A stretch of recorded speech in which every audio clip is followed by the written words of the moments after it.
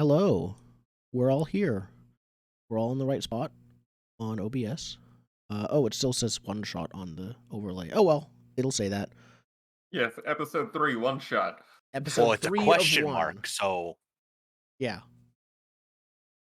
And so we last session, episode 1 was making characters. We basically split it into episodes 1 and 2 because episode 1 was setting everything up, and then episode 2 was, I could change that into episode 0 and 1. That might be better. Either way, it doesn't matter. No, we're good. We're in the last session. This is a 2 to 3 Base 10 gets all screwed up when you start counting at 0. Like that's true. But yeah. Not much. We have our vaccines booked for next week tomorrow, which will be great. Getting our first microchip installed. yes, I have full 5G in my arm. Yeah. You're getting Is it a good reception? Yes, No. I love buying all things Apple and Microsoft and Google. It's like 4 conspiracy theorists tried to set me on fire on the way home from work today.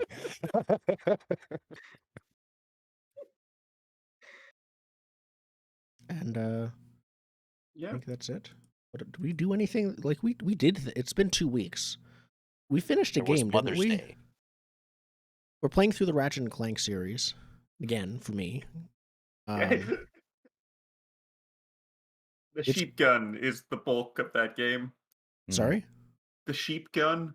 Yes. Unfortunately, in the last game that we finished, it's the only gun that didn't level up. So What? we didn't use it. That's garbage. No.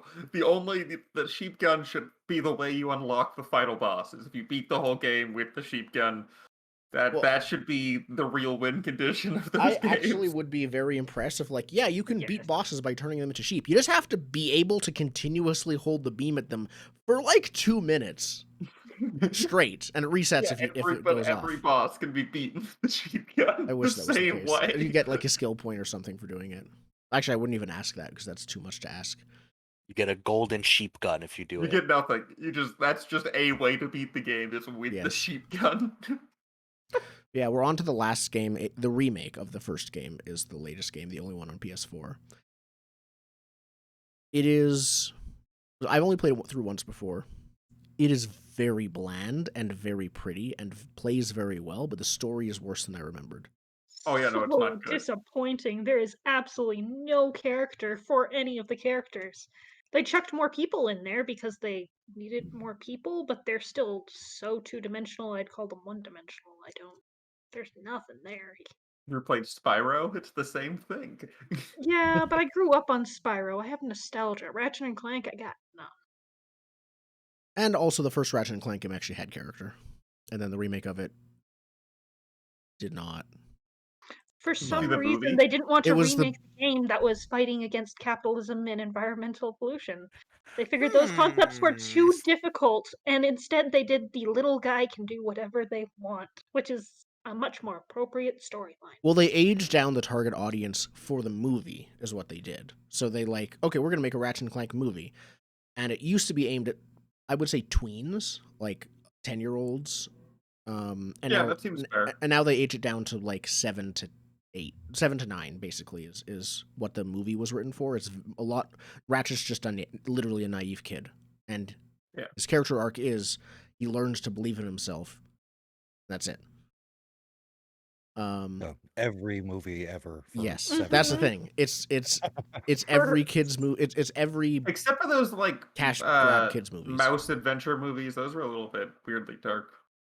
Oh, the yeah, Stuart Little? like Detective. Not Stuart Little. Oh, that was weirdly dark too. It's something. Goes to an orphanage and takes home a mouse instead of a human child. Great American Mouse Detective.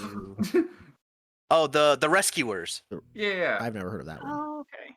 There are a lot of strangely, weirdly dark kids movies about mice. Also, Fern Gully.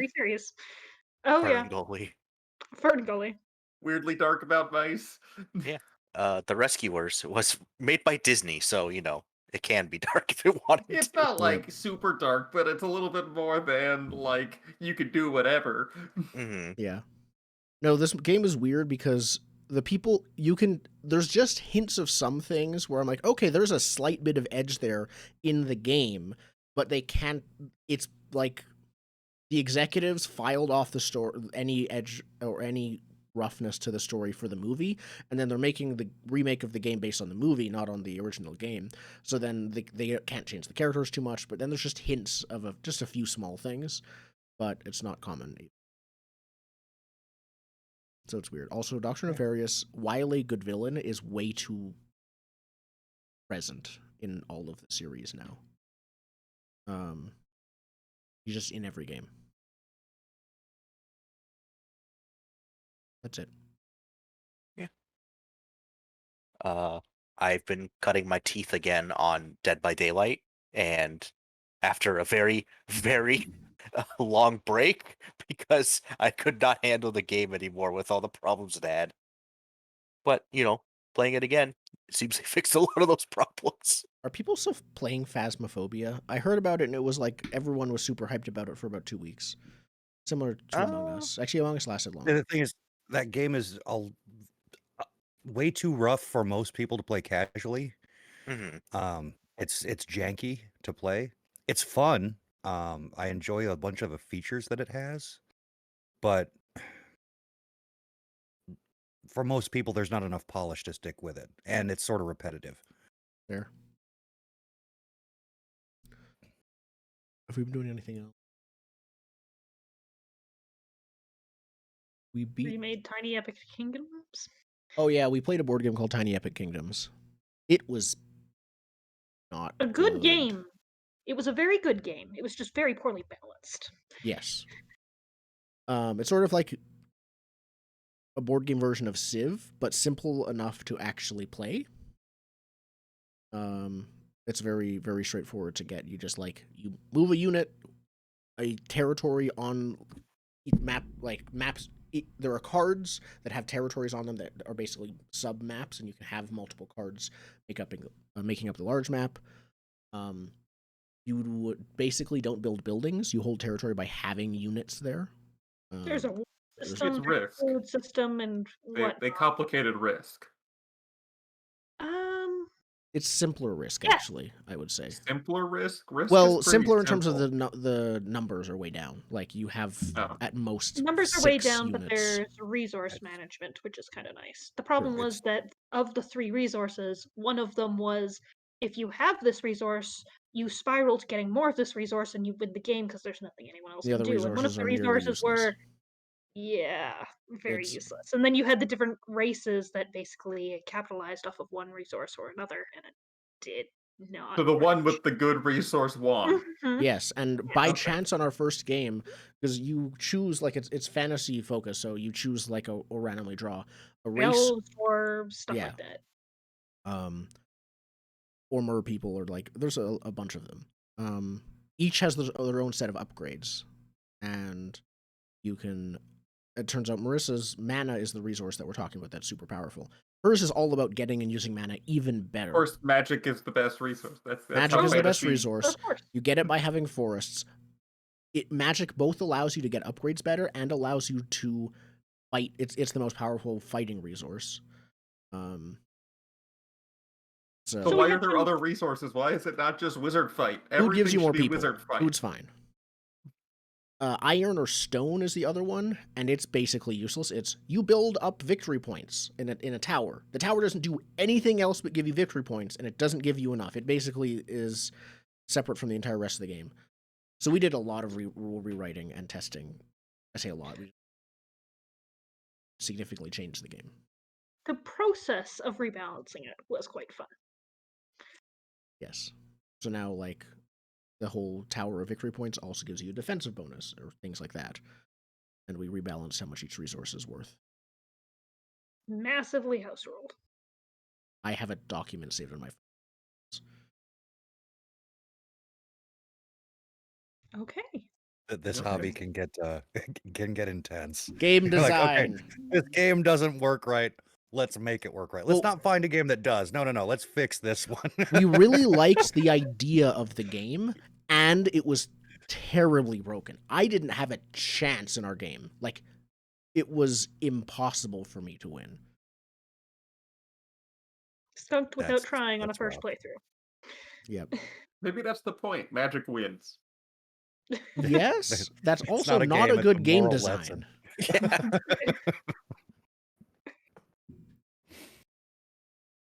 Yes.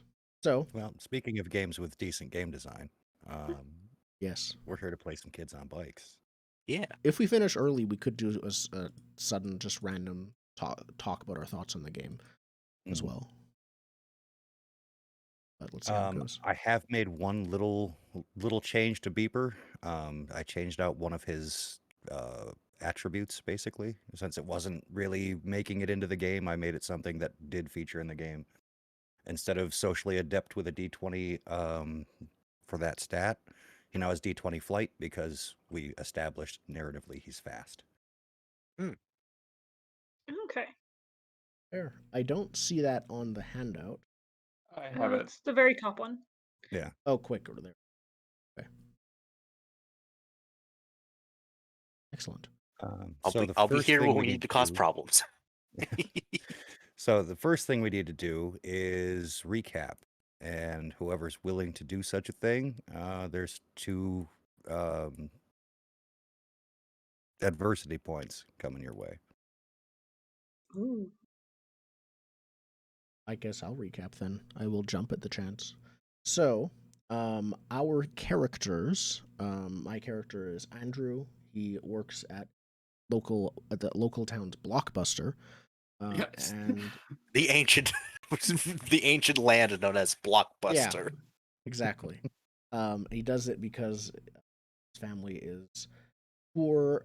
Not poor. They are barely making ends meet. So he's doing it to support his family. That he has to. After he's his gonna dad go was laid future. off from the robot factory. Yep, from the giant robot Things were factory never in the the town. same. Yep. I work there alongside several other people. Most, let's say loudly, as Jude Jones, aka JJ, who is a conspiracy theorist. Yeah. Sounds like an understatement. Yes. But I think that all movies, specifically, if I'm not mistaken, VHS. are Yes. secret messages warning you about the future, but they're not Potential all true futures. because they're potential futures. Exactly. So you carefully watch and take notes and interpret each movie and have your own, Pepe Sylvia's are like Timelines. behind you. Yep. Mm-hmm. There's one of this for every future timeline, by the way. It's just per timeline. very condensed. Oh yeah. At one point, I should ask you in character how many timelines that there are, potential ones. Either way, there is also a Timnius who my character has a crush on. Timnius has, Hangs I out think, the outside body Blockbuster. of a Greek statue. Yeah, that was And that's about it. That was the whole character. Oh, and a yo-yo skills. Yes, and a yo-yo. Yep. And we also have Callie. Callie is the rich kid, but not quite a snob, but definitely, if I'm not mistaken. Right. That's what it is. You basically will steal anything that isn't nailed down that happens to be nearby. Yep. But not out of malice, just out of, hey, I like that and I would like to keep it, and it goes in the pocket. Yes. It's not like, To the point where you basically have someone cleaning up after you, hired by your parents. Yeah, like Callie walks out easier with an to clean item. It's And then easier to someone clean up comes with the after me dollar. than parent me, apparently. Yes, Mhm. apparently. So we were hanging out at the Blockbuster as 2 of us were working. When there was something was happening with my car where it started getting, I think, lifted up and then put down. Well, like first tilted we went after the 3 cop cars in town, all sped off You're in a right. direction. Yeah. We followed 3 cop cars because we were bored and my boss was yelling at me, even though technically you were the one in charge. And then they got in a shootout. We don't know exactly what was attacking them, but they were in front of a It was the building. What was it Tombstone, called? right? Yeah, Tombstone. Yeah. And Abandoned office building. Abandoned office yeah. building. Yep. We saw that from a distance. Most of us didn't get too close. Nothing. When the rest of us weren't looking, something stuck into our trunk. We finally decided to leave and head back to work. And like, what was that? I'm sure we'll find out in the news. And then something was lifting up her car and putting it back down. It was a little robot on a wheel. How similar to Claptrap does it look? I mean, more cylindrical, but you're not far off. Okay. Single wheel, cylindrical body, arms. I bounce. It can turn into a scooter, if I remember correctly. Yeah, the wheel can change shape. Yep. We found it.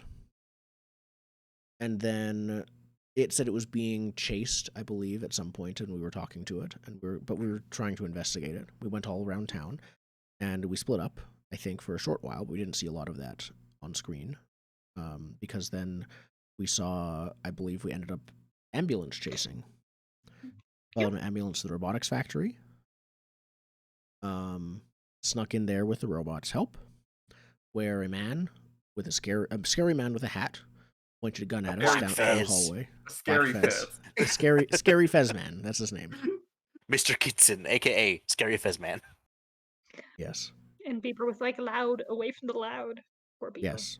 And we all ran away. And then the next day at school, right, we all split off. We all split off, and then there was like, hey kids, the army's coming to town, don't panic. Yep, they had an announcement in the gym with an assembly. The robot, I believe is at home right now because I think it's in your garage. It's in my garage. Yep. Moving around and making a mess. It's better than bring it to school and it would move around and make a mess, I figured. So, I'll do what I can. Yeah. And that's everything that happened. All right. We'll take your 2 adversity points tokens. Do not remember what I can use. So they're +1 you can spend on a roll. Okay. And some you can spend strengths let you spend them too. Yeah. Yeah. And you can spend however many you want on any given roll. So if you've got 20 of them to toss down, you can. And you get them whenever you fail a roll? Correct. All right. Okay. So, yeah. So at the end of the day, the school bell rings. Kids start walking out. A bunch of them stop as they're staring at, trucks with open backs filled with men in army fatigues driving down the road. A bunch of them are making comments like, oh, cool, look at that one. Bet they have guns, But yeah, the buses are right out front. You can load in at your leisure. Where are you all headed after school? I think Beeper said he trusted someone. I forget the name of the person though. Oh, Dr. Shaw. Yeah, Dr. Shaw.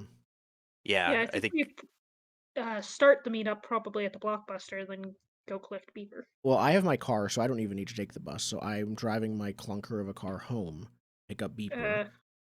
Do you still have your car? No, remember we ditched your car. Oh, we abandoned your car. And you had to tell your sister that you traded it for a scooter. Yep, I forgot about that. So yeah, I guess I'm taking the bus home.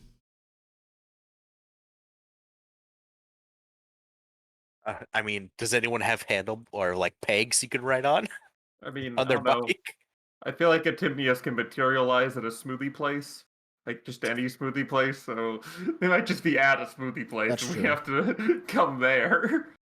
That works. Now remember, the entire town knows that there's a curfew out and kids shouldn't be out and about today. Today at all? Man. Okay. I did ask at the assembly if we have jobs, do we still go to our jobs? Mm-hmm. True. Yeah. And maybe I guess we have to meet at Blockbuster then. We're at the Blockbuster then, yeah. We have to eat old chocolate box popcorn and flat Pepsi that they have stored in the back of the Blockbuster. Yep.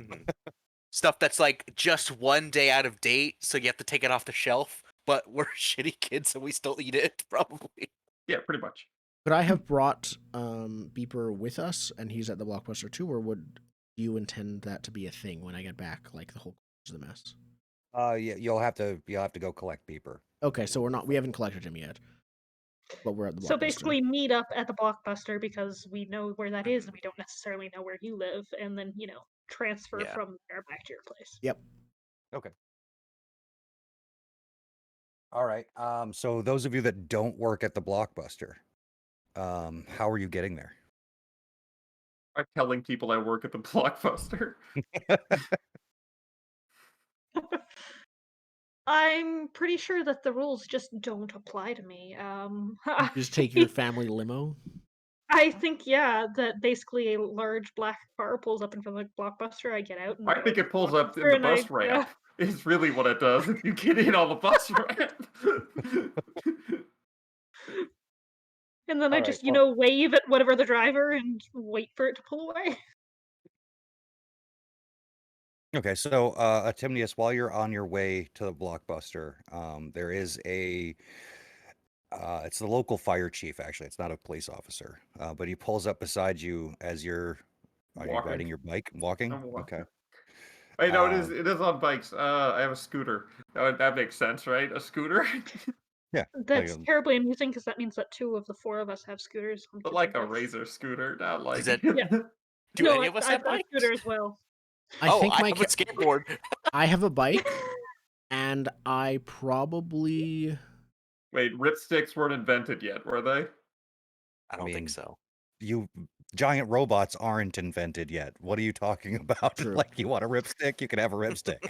I think I have a bike. It's too small for me because it's been years since I've ridden it, but I pulled it out of the garage because my car's gone.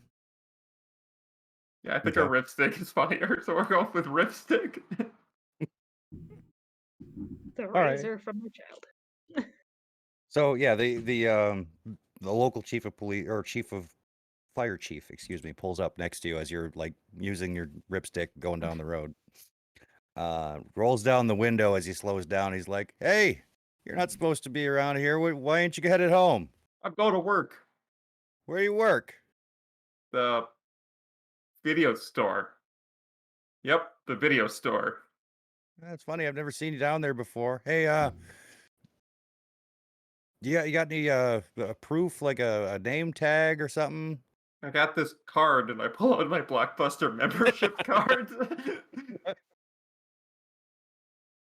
All right. Give me a charm roll. I'm gonna say, is this resisting persuasion from an adult? There's not persuading. He would probably just collect and drop off at home on failure. Dang, I tried to get you rebellious, homie. But no, 12's good enough. Yeah, he's like, okay, well, get there quick and call your folks when you get there. Let them know you're safe. Okay. They're still at work. Do you want me to call, like, the office? He just drives away. All right. Yeah. No, none of the people in this town are going to get in the way of good red-blooded American capitalism. If you have a job, go to work. Yep. Can I ripstick through like a coffee place first? Yeah. Yeah. Yeah, I'm gonna ripstick through a coffee place just to extend the process. The only one in town is actually Flo's Diner. It has a drive-through on the outside that you can grab a coffee. This is not a Starbucks. You get coffee. Yeah. That's it. I'm looking up what ripsticks are right now because I've never heard. They're so silly. They are so silly. It's like, if it's what I think it is. It is. Yeah. It is exactly what I think it is. With Yep. 2 wheels and the dumb little bar in the middle. And you just have to keep like wiggling to go. You wiggle to go, yeah. Yeah, you like do a figure 8 or some weird shit with I'm looking at it now. I'm looking at a how-to ripstick for beginners. This is very cool in the very, yeah.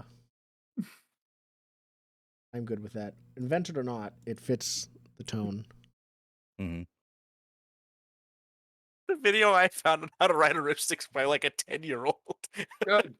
Good. Those are the only ripstick videos you they're should the be pros. watching. They're Yeah, the, no, they're the ones because who if know what there's a they're grown doing. adult on a ripstick, they shouldn't be videoing themselves. They should not be on a. I wish they would have taken off. I want Ripstick in the X Games. Lipsticks in the X Games. Look at that perfect figure 8 In the air. like acceleration form. Skateboarding's an Olympic sport now, so I mean, there's hope. It could come back. Yeah, but they also took curling out of the Olympics, so my faith in the Okay. Olympic Committee has left a little bit. Wow. I don't care for curling, but I am still surprised. The Me too. pants. How could you not care for curling with those pants? I care for And he's curling so little I don't scrolling. actually know what pants you're Boom. referring to. Is it like the weird checkered pants? Yeah, they're really good. Like the 1 year curling was in the Olympics, the teams had amazing pants. And Oh my god. we've lost that. Okay. All right. So, so yeah, Callie, you're getting personally chauffeured over there. Yeah, the driver called to try to check and see if it was okay for you to be out and about, but no one answered. So he's just going with what you say on this one.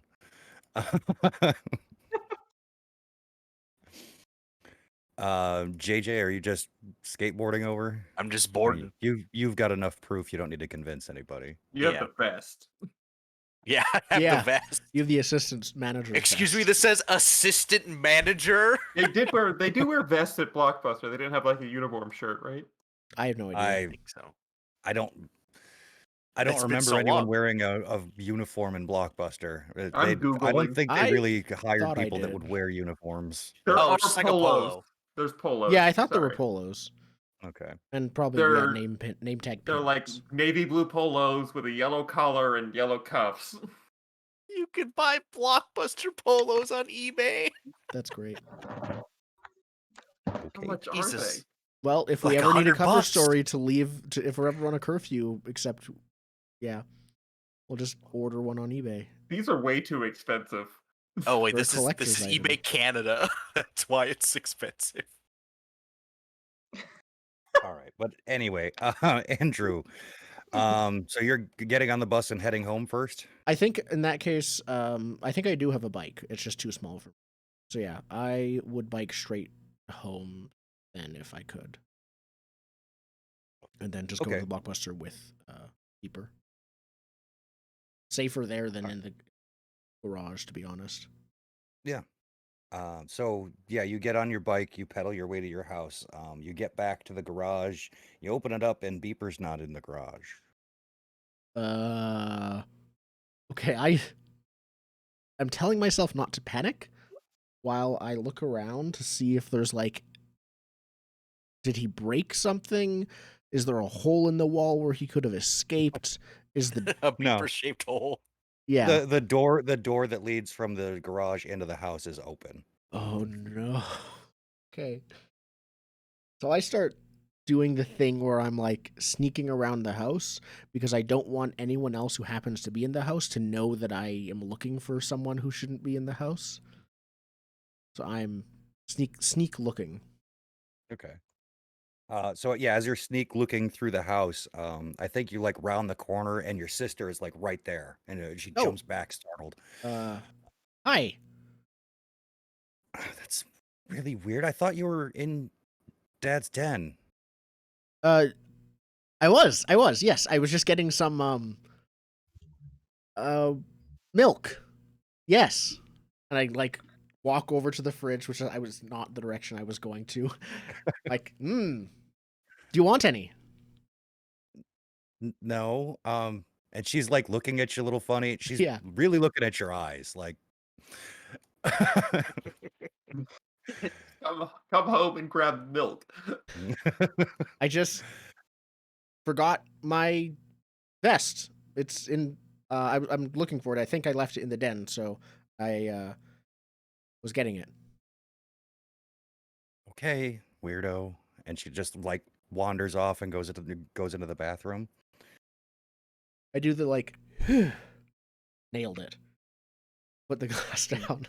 Not suspicious at all. I put the glass of half drunk milk, just like forget about it, and then I sneak over to the den, and against my better judgment, I say, "Beeper, beeper." Yeah, as you get closer to the den, you can hear you hear your father's computer running, which it's a pretty loud machine in the first place. But yeah, the fans are like kicking on high. You can hear the hum as you get close to the door, and you hear a lot of typing. My mechanical keyboard's not loud enough. Okay, yeah, I quietly open the door.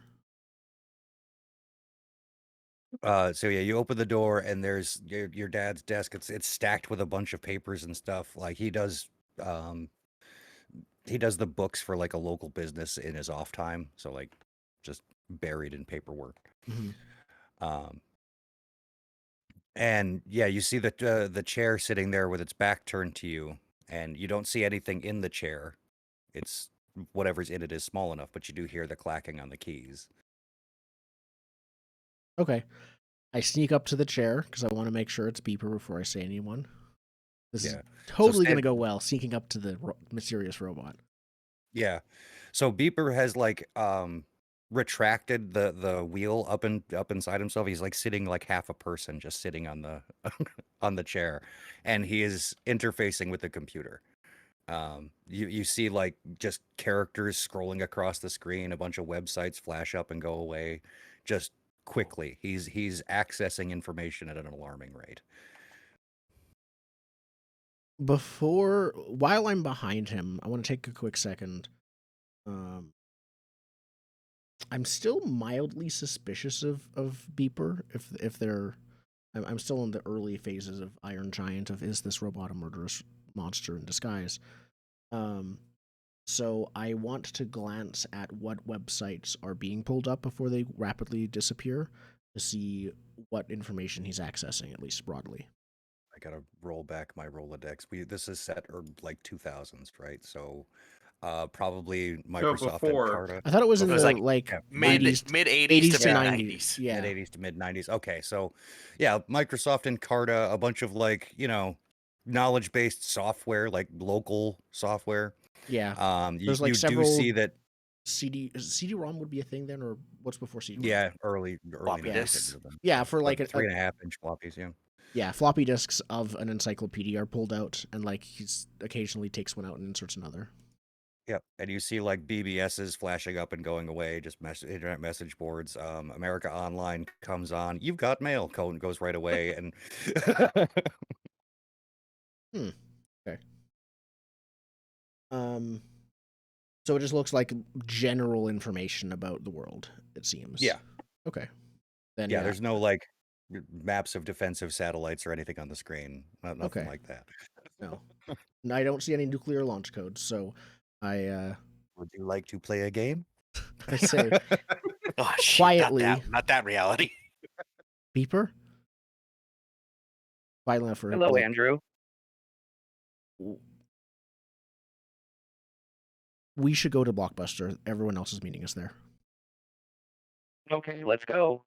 And he quickly shuts off the computer, hops down, the wheel comes back out, and you can hear him revving on the carpet. Mm-hmm.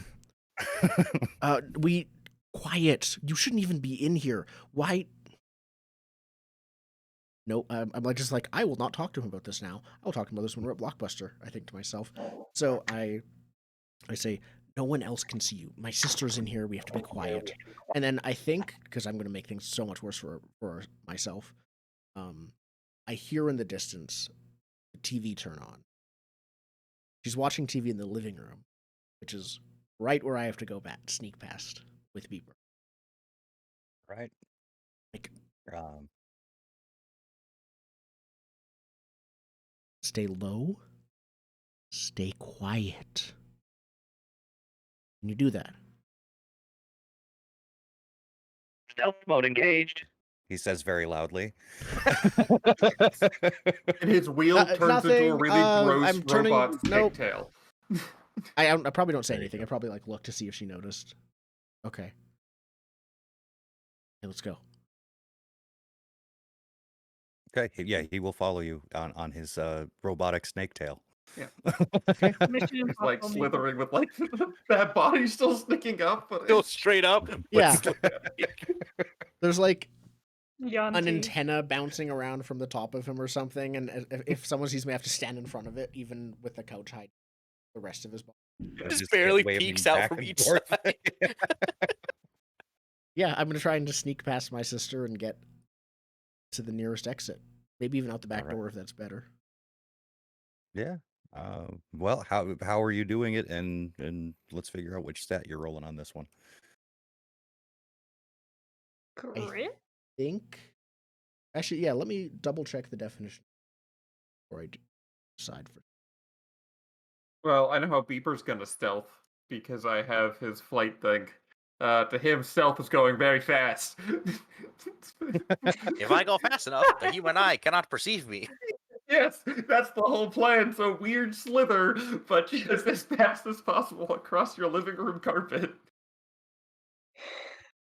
Oh Where he has boy. gone, there is no rug underneath anymore. With Then like a singe mark on the polyester cloth. yeah. Then I think the only way I can cover for that is by trying to keep up with him, and yeah, just trying to. I got an emergency code. Bye Oh, bye. Gotta go. Thanks. Emergency at the Blockbuster. Emergency. Yeah. All right. Everyone's Yeah, go renting ahead movies because they're stuck and- indoors all day. Bye. Go ahead and roll flight. I It think is we're my looking for. No, it is literally my worst skill. Oh no. Is I this think a we're looking group for a check 10 or with higher. Beeper? 10 or higher. Mhm. Perfect. I'm not spending any adversity points because I can't win this. Wait, Oh, what? hey. You How did does it. that work? It's a D4. It Oh, it explodes. exploded It exploded. twice. And Beeper rolls a 20. Wow. Which does also explode. So roll that again to see what Beeper gets. What? Jesus Christ. Wait, am I rolling this right? Yep, this do it seems again. Do it again. Someone check this. This What seems is weird. happening? Someone. Oh, there you go. Okay. Okay. So you're 59. Faster than sound. So Beeper just bolts out of there like an instant transmission in Dragon Ball Z. He's Yeah. there 1 minute and just gone. I just hold on to Beeper, basically. The as- dog door flaps. Yeah. That's all that happens. Wow. I forgot dice could explode. That is insane. A lot. Both of those were beautiful. That's a Wow. lot of explosions. Okay. So yeah, with that, I think you hop onto Beeper like as soon as you hit the sidewalk, and you actually make it to the Blockbuster before anybody else. Yep. I think because it was difficulty 10 and I didn't think I could do it, what probably happens is I think I'm about to get caught. Beeper is like emergency supersonic mode activated, and then he's just she in between the moment of her turning her head around, we've vanished. Beeper Just like, flashed you, the homie. flapping Yeah, screen exactly. door. All right. So a short while after school, you guys all meet up at the Blockbuster. As you arrive, you notice that Andrew is there, and Beeper is he's in the back room, And there's just playing tapes on fast Yeah. forward. And there's a trench leading up through the parking lot. I have very windswept hair and a wide-eyed look. I'm still like, Your face is just red. plastered back. yeah. There's like a couple Skin burned. bugs. Who arrives first? You. I meant sorry. Who arrives second? Yeah, Oh, the just kid go with the us all car. around the same Probably time. the kid with the car. Probably Callie, yeah. Yeah. Okay. That was really, really fast. So you Hallie- had fun with Beaver? No. That was way too fast. I thought we were supposed to share the robot, not just you get all the fun time with it. Come on, let's look for the others. Yeah, we file in expected speed. Yep. Yeah, so JJ arrives next, and then as Etimnius comes in, Andrew, you happen to catch a look at yourself, a reflection in a window, and notice that like your hair is still all plastered up, and you got a bug on the side of your face. I push it down, but it won't stay down. It's like somehow stuck there right now, like that.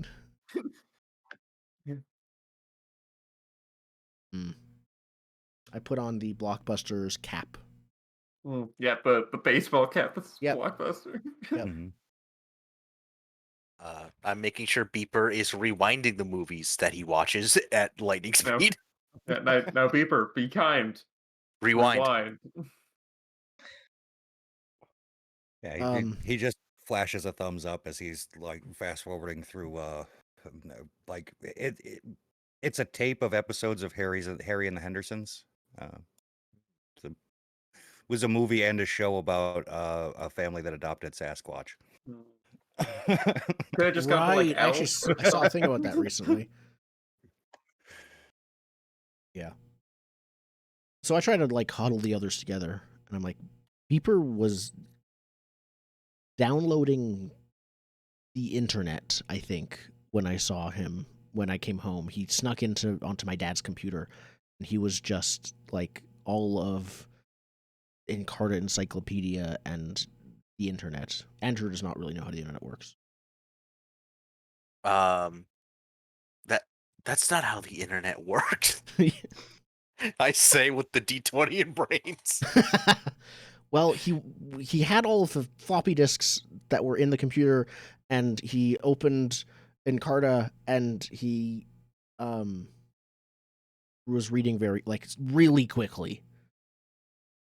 Can I put 2 and 2 together of him like fast forwarding through all these movies with that additional information of him like going through encyclopedias extremely quickly?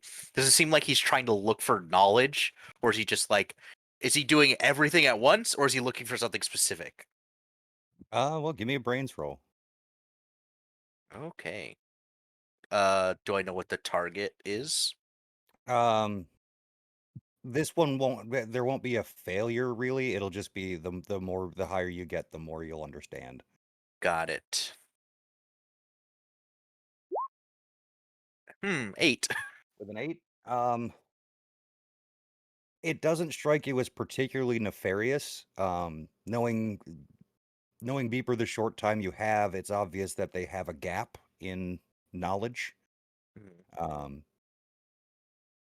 It's up to you how paranoid you want to be about a robot amassing a wealth of knowledge in a very short time. Ooh, but that's you know what? Maybe I should roll a grit to see if I just go on a paranoid rant. Like, that might be why it. don't we get you all of these Hallmark movies? Let's watch these instead. Let's stay away from the Terminator pile, and let's go forward more with the robots helping humans pile. So what's with the doctor we have to find? Do we know anything about? Well, I can look in the phone book here. Find him. Everybody in town would know where Dr. Shaw lives. I mean, he owns the robotic factory, basically. Okay. Nobody really goes up there. The kids all talk about the crazy scientific experiments that must be going on at that estate, you know. I field the one. Yeah, he's got a decent enough reputation in town, and he's not like a crazy person or anything. He's just a normal guy. Should we call him on the phone book first? I think they might be tapping. Oh no, the I'm lines. Picking up on your conspiracy theories. Exactly. You were there with me, man. We need to take Beeper. We need to take. I hold up the little VCR thing, little tape that I took from the last night. We show him this. We show him Beeper, and maybe he could figure out what's going on. Maybe he's our Kyle Reese. Who? Have you not seen Terminator? No. That's a nerd movie. No. No wonder you failed. That's mean. Well, I tried to show him the light, and he did not want to see it. Let's go. I had to burn Are we 30 taking timelines. We're taking Beeper with us. We should take Beeper Beeper. with us because We need to take. if Beeper stays Oh, here, absolutely. this whole Yeah, Yeah. this whole place is gonna get, who wants slightly out of date snacks? As I just go to the back. Yeah. Grab our old flat Pepsis and we Yep. go into the limo? Like, how are we getting there? yeah. Is the limo still outside, or is it I think we established that we waved it on, but okay? Can we all just ride Beeper? yeah, We did let's before. go with that. Admittedly, that It was not adrenaline comfortable. and panic, but Hey, Beeper, do you have an airship mode? We need to sneak or find a way to yeah, get an across airship town. mode would be awesome. Well, Yeah, I mean, the bigger, more ridiculous of Beaver's modes is what I'm for. Yep. well, they do have the ability to change their physical appearance, but Yeah, they don't have an it- airship. They have a hover wagon. It's about the size of a red flyer wagon and hovers about 6 inches off the ground. That's as close as it gets. Does this wheel Yes. just turn into a big fan? Like it's not a quiet sci-fi hover. It's just Propulsion. like It hovers. It's you have to pull it like a wagon. okay, it doesn't go forward. That's all it does. So we hook it up to the back of one of our bikes. You're the only one of us with Your a bike. Your bike. You get to pedal power us all. Just We're gonna get caught though. yeah, I have a feeling that the army guys would see a hovering wagon and be like, maybe there's something we should look into here. Sorry, I don't It's- think the robot Problem, you rules. can go fast. Beeper, could you make like a very long scooter that we can all stand on, and you could? Maybe. What And then about Beaver just a stretches a bit, and it's a scooter, but there's no wheels. There's just feet on the bottom of it. But it's still a scooter. Can you make those feet go really, really fast? Yes. It's like, Yes, like that'll work. human Go feet or like fast. spider legs? No, people feet. People feet. I like to imagine it's like this, and there's a foot on top and a foot on the bottom, and it just goes like that. There's people feet. They walk, and then there's a bar that's on top of the people feet that we can stand on. I think we have to take the limo. In character, I say this. Might be Oh, best. that's gone now. What? Can you call it We back? have Beeper. We have Beeper. Can I? It's your weird robot. Let's. So I will say there is currently one car in the parking lot. It is running with the keys in it and the door open.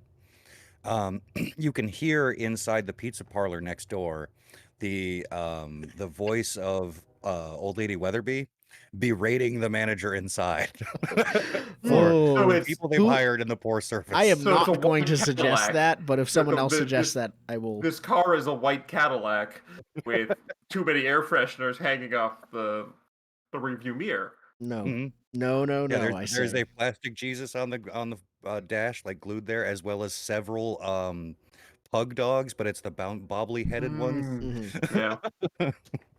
But it's just they're all it's indiscriminate. There's not like an order. There's just plastic Jesus and the pug doll all in the same cluster. Andrew is completely against this in the way that we could totally just cut to him having been convinced. Yeah, I sit in the passenger seat after we're arguing about the dumb beeper mechanics. Like, we can't take beeper. What about this form? And it's another dumb like robot shape, and we all turn into the car. It's like What's funny we is you're the only one old enough to drive too, Yeah. so you have to convince you. It's Yep. like I will never get in the front seat of that car because to you drive. Yep. Yep. Smash cut to you, mother. That's exactly what happens. and beeper's like poking the bobbleheads. Yes, because Beeper's the person who gets to ride shotgun. Oh no, he's in the middle back seat and he's just kind of reaching his hand forward to that annoying way that kids have, poking at everything. Got both his arms up there. He's hitting the pug dogs to make them bounce, and he's playing with the radio at the same time. Yep, with his extendo hands. Eating popcorn in the backseat. Yeah. Don't leave any there's don't Blockbuster. eat in the car. This isn't your car. What? What do you? We already stole the car. Yeah, but we're gonna return it. And if we don't want there to be popcorn in the back seat, she'll notice. She's gonna notice her car's gone. I'm hungry. I didn't eat today because I was stressed out about the fucking National Guard. Yeah, and we pull up to the mansion. So you pull up outside of this mansion, and I don't know, there's a private drive that sort of winds up, and about halfway up, there's a stone fence with a wrought iron gate. There's an intercom system on this side of the There's gate. 2 stone robots, like lions, sitting on the front of the game. Just carved stone Gundams. Stone Gundams. Well, now there are. Okay. Yes, a tribute to the war hero robots who fought. Well, they're like this. They're like the stone lion size. They're like They're not real robots. It's a statue. They're recreations of the robots, Fat Man and Little Boy, who won us World War II.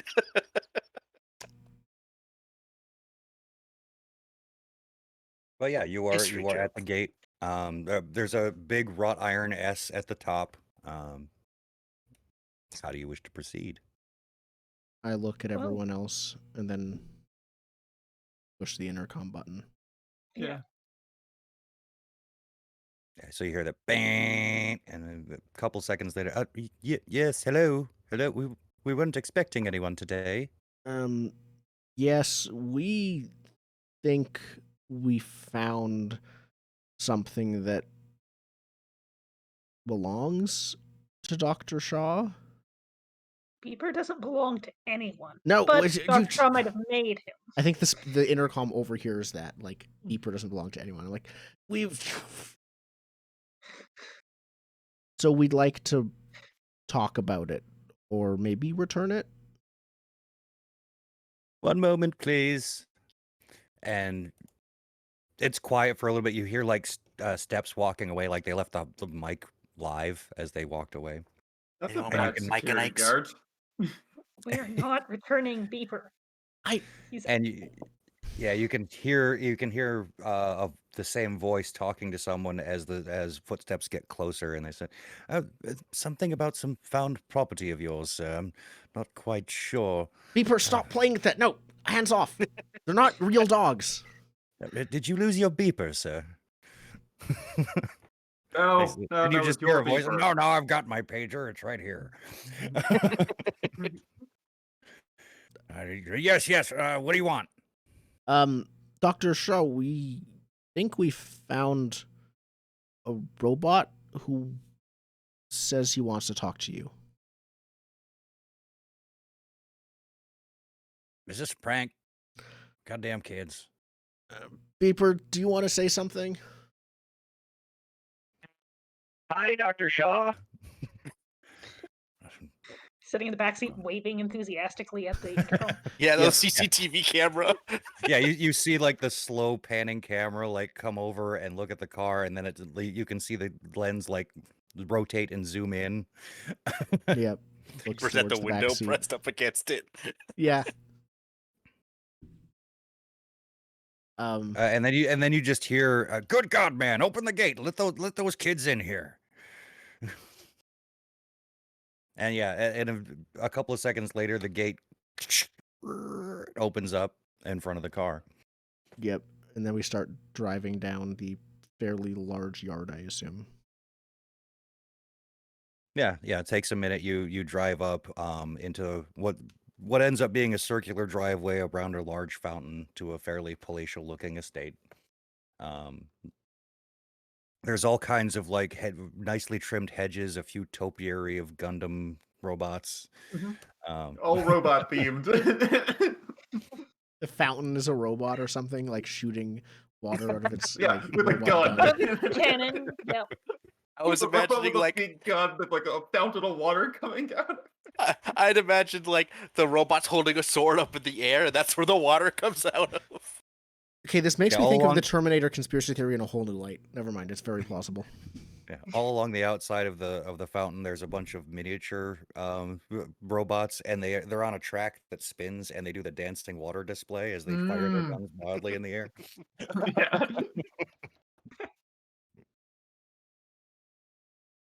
But yeah, you come up to the front. There's a flight of steps leading up to a large oak double door on the front of the house. And yeah, as your car comes to a stop, the door opens, and there is a rather haughty-looking man in a butler's uniform, like that the coat and tails of a butler. White gloves on, holding his hands up like this as you exit the car.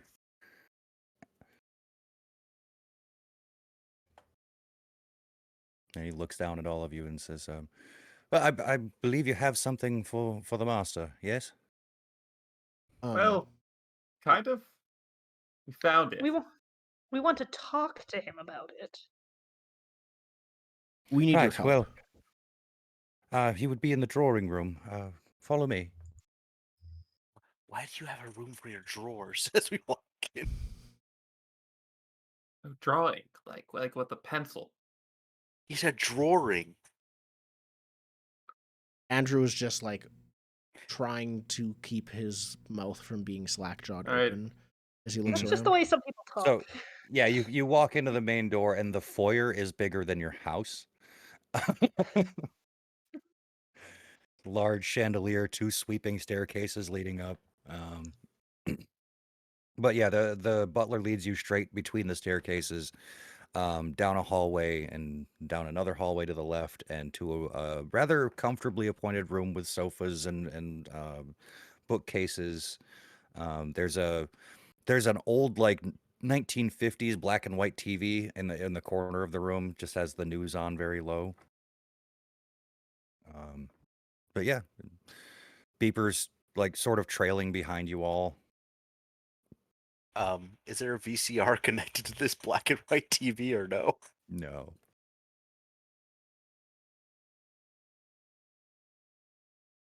But This yeah, as is you come into really the room, big. as you come into a room, there's an elderly man standing there. It's probably late, well, let's say mid-70s. Still rather fit, not squat or anything. Doesn't appear to be haggard by age. He's just an older guy. Then he looks over at you all and looks at Beeper and says, "Where the heck did you find him?" He followed us home. Can we keep him? Let's get back to that later.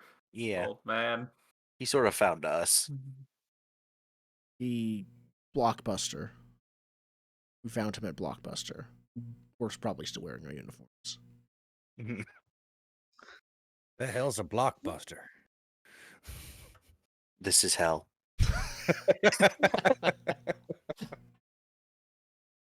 I just throw away a timeline I had, started scribbling. Yep. Oh, the robot said he knew you. Well, of course, I've known Beeper since I installed the last bolt on him and brought him into the world. Well, And when was that? It must be 15 years ago or so now. Beeper, why are you so old? I say to Man, the I'm toaster. 15. You're older than me. Yeah, Beeper looks at you intimidated and says, I have been continuously operating for 74 days. That's oh, not he's been turned 15. on and off.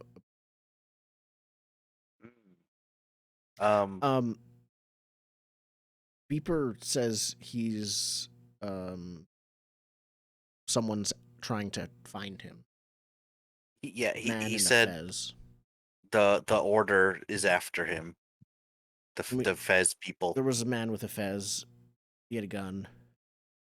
Please, please, please For the love of God, tell me you have a VCR in this mansion.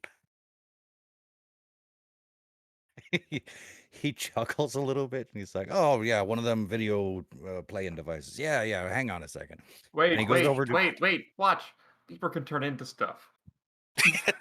Beeper could turn into a VCR. He's learned how to do it. From Blockbuster. And Tiffany starts to be Beeper says, "Beeper, are you a TV too?"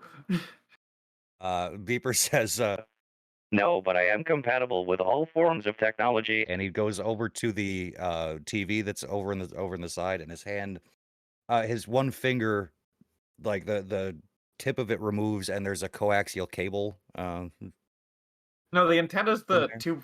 I think it would be the 2-bolt ones where it's the wire from the antenna and there's 2 separate screws. It's just a loose mangle of wires. Like the antenna hookups, they're Yeah. like you get the screwdriver them in. Coaxial's newer than that. Is it? Yeah, I guess it is. Okay. So yeah, two frayed wires. Not as impressive. Not as impressive.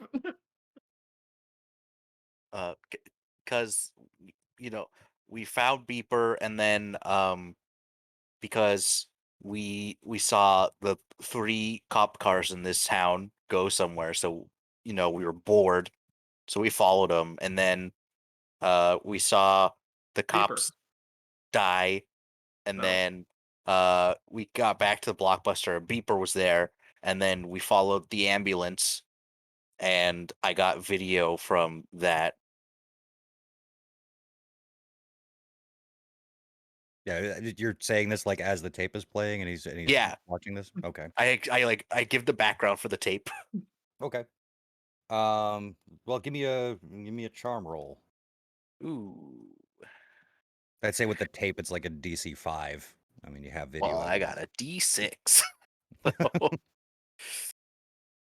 Can other people give me adversity points? Yes, I think you so, can help by yes. chucking adversity points at the problem. Okay. But you have to describe how you're helping.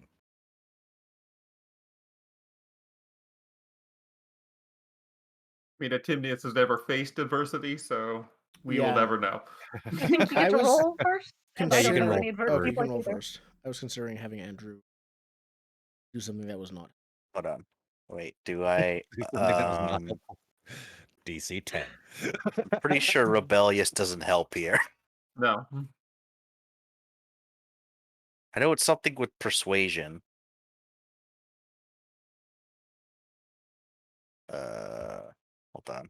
Oh wait, it's on the Roll20, right?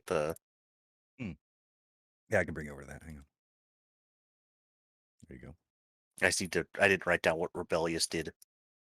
Oh, When persuading or resisting persuasion from children. Oh, and then resisting persuasion from adults. Okay. Yeah. All right, D6. That's a 2. Is there help forthcoming? I think Not innovation Andrew is adversity either. looking around for a souvenir because he is having some bad habits imprinted to him by a younger person. Plus his resentfulness of needing to work, coupled with being in the rich person's house. He's a bit more flexible. Oh, wait, do I get adversity for failing to roll? Yes, you do. Yeah. Okay. So I think Dr. Shaw says, it's inside the facility. What were you doing in there? It's dangerous in there for kids. Well, we were following Beeper. Yeah, we're just following the robot. We just wanted to see what was going on. And then there was a guy who shot at us with a gun, and I don't know. Beeper's decided he wants to go You're in a out. classified area. You're gonna get shot at. That's what we do. But It's a defense facility. We work for the government. You And could would be you Russians. shoot at a bunch of kids? You could be Russians. Sukubliatinos.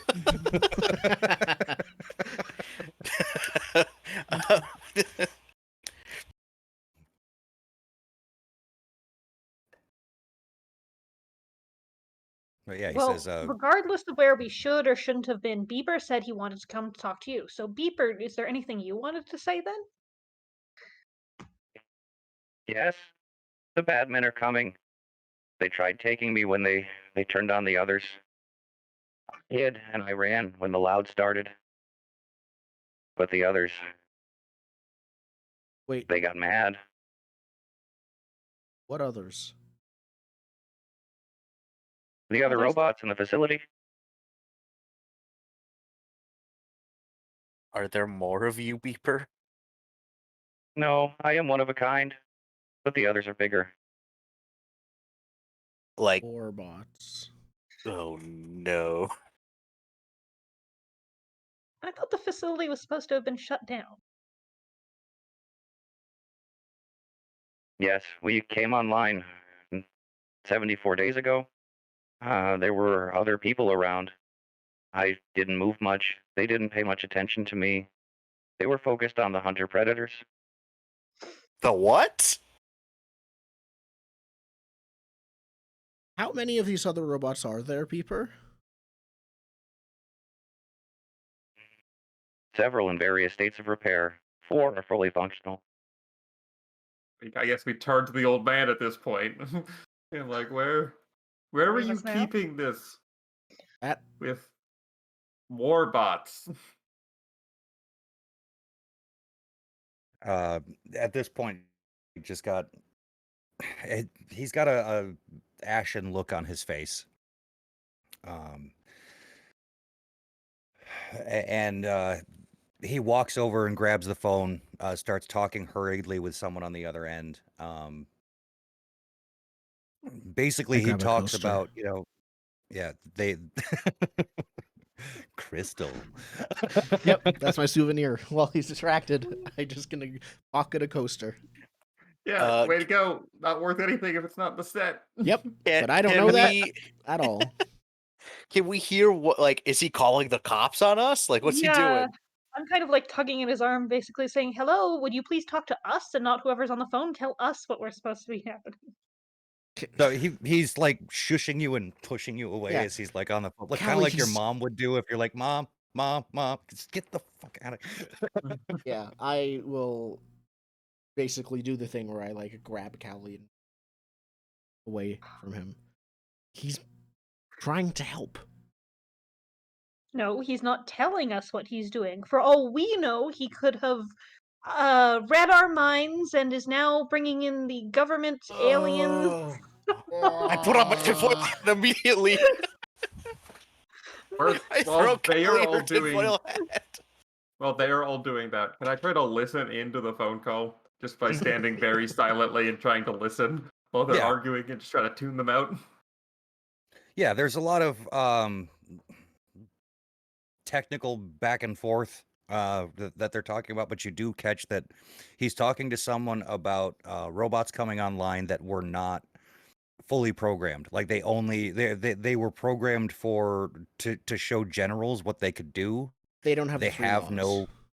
no they have no software in them to determine threat. Oh no. Of course. These were show robots that make big booms, and they were pre-programmed for targets for those demonstrations, and that was it. They're basically weapons. They don't have any AI. Yeah.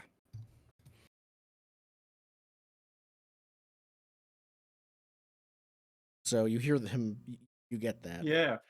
Yeah. I That's the gist of the phone call. We, Yeah, go ahead. I think like while the phone call's still going on, I'm like he isn't gonna read our minds. It's not real. I'm just like That's what they arguing. want you to think. That's what they want you to think, man. But okay, if he could read our minds, you wouldn't even need the video. If he could read our minds, none of this would matter. Well, if they reveal that they can read our minds, then they don't get to do it anymore. So he has to fake and pretend that he can't actually do it so that he can keep doing it and get So all then they the can't best read your information. minds because you know they can. No, they No. can't let us know that they can read our minds, otherwise they stop being able to read our minds. But because of the tinfoil, it messes with the ESP waves. It doesn't penetrate your skull. I put my hand now I think- over, yeah, now- over now- JJ's mouth as the phone call is wrapping up. Like, Yep. Yeah, Shaw hangs up the phone, looks to you all, and says, "Y'all better get home. It's not going to be safe in this town for a little while. Thanks for bringing Beeper back.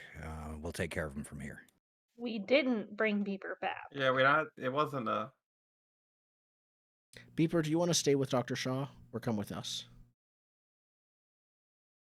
Yeah, Beeper looks over at Dr. Shaw, looks back at you guys, looks over at Dr. Shaw, And looks back at you guys. Yep.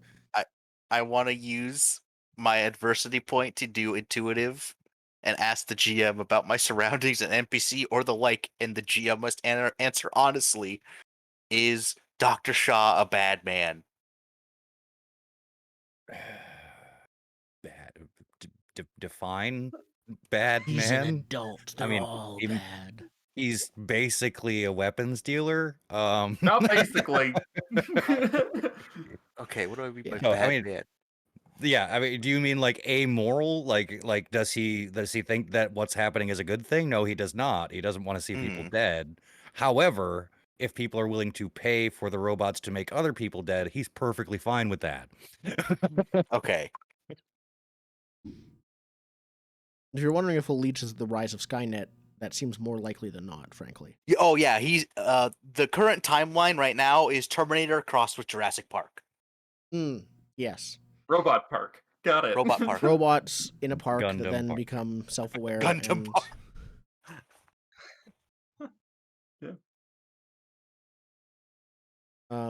I think, Jordan, you have control of the aspect of Beeper completely trusting of a member of the group. I do. Which I think is Callie, actually. And Yep. Callie wants him to come with her. Of course. He's our new robot friend. Yep. So you do have narrative control over that decision if you wish to invoke the trait.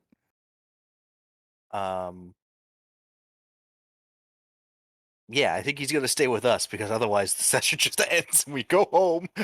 We go home and do what we're told, and then there's no more Yes. story. Well, Well, it depends. Like what kind of kid story are we doing? Are we doing the government has ET, we need to go break him out? Oh, Or yeah. are we doing I think No, in we this run case, from all adults. There are hunter-predator robots. We need to go in there and shut them down. Yeah, no one that's else And can we need stop them. Beeper to do that. Oh, maybe okay. So Beeper trusts Callie, and I think because Beeper is a bionic peacekeeping robot, hearing finally putting two and two together, he's like, we must go stop them. This is my function. It's like it wants Dr. Shaw to help us stop the robots. Okay, so yeah, Beeper's... I think Beeper will turn to Dr. Shaw and say, These people have kept me safe. I will remain with them, and we will handle the problem, as I was designed to do. Wait, what? I swallow hard, but don't say no. yeah, Shaw's like, Beeper, you don't understand. These are children. They don't. That is not the function of children in American society. They go to school, they color in coloring books, they tell cute stories that don't lead anywhere. No, I think the assistant we manager. work of jobs that we hate in order to feed ourselves and our families because you took everyone's jobs with your robots. Where was robot jobs? I don't know. And Actually, now I don't think you've Andrew's made even more that murder educated about this. robots. So, Have you seen Terminator? You don't know what a blockbuster is. I know. I am painfully aware of what a blockbuster is. I have to work there every day. I have to skip school so I can work there every day because my parents got laid off because, and Andrew doesn't actually know if it's true, but he's going to think it is, of you. All right, that sounds like, I don't know, charm or grit. Grit. And you're definitely invoking rebellious here with your +3. Yeah. I think grit makes the most sense. He's not trying to charm Dr. Shaw. He's just like, no, we are not freaking kids. You're the problem. I'm not a kid anymore. Anything you describe that applies to kids does not apply to me. Also, we're not giving you our robot. Also that. 12 with the +3 Well, included. yeah. Okay.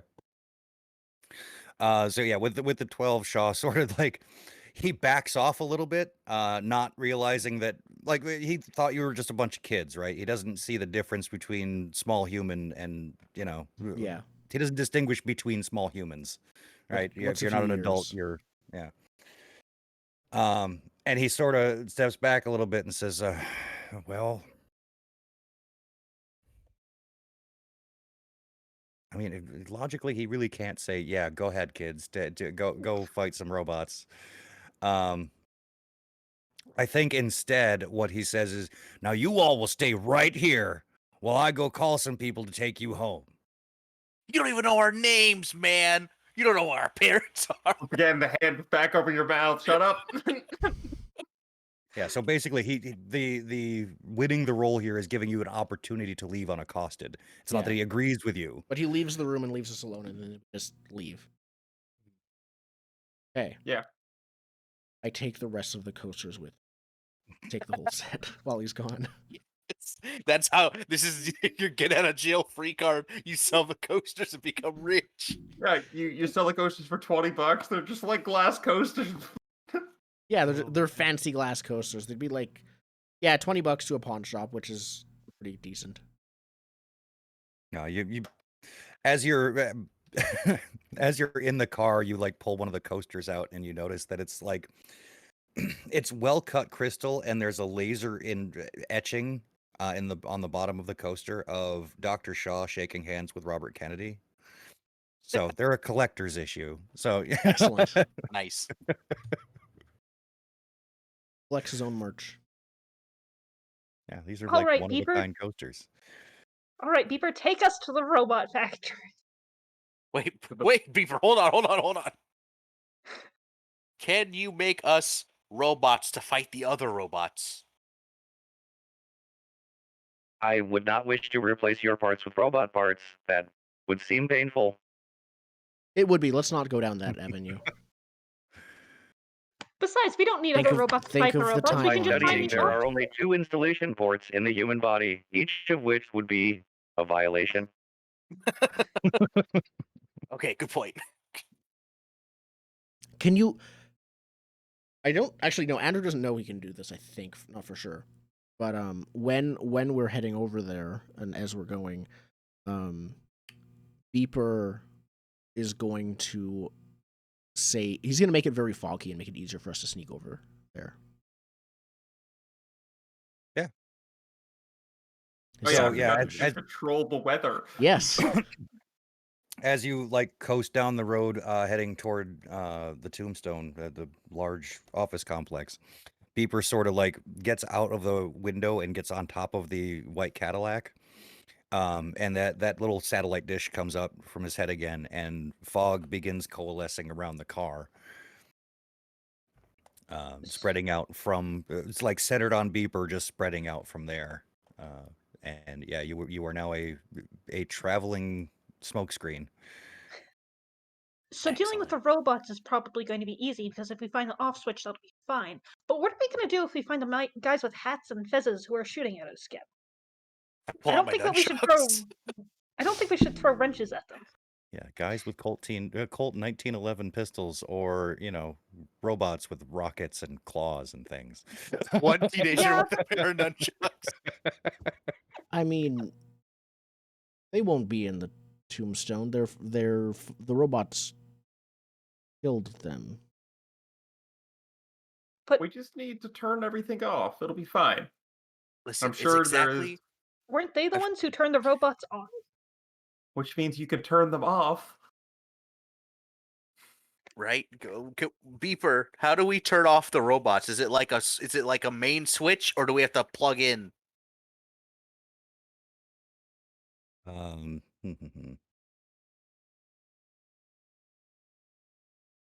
Beaver 2 cannot known know. ways.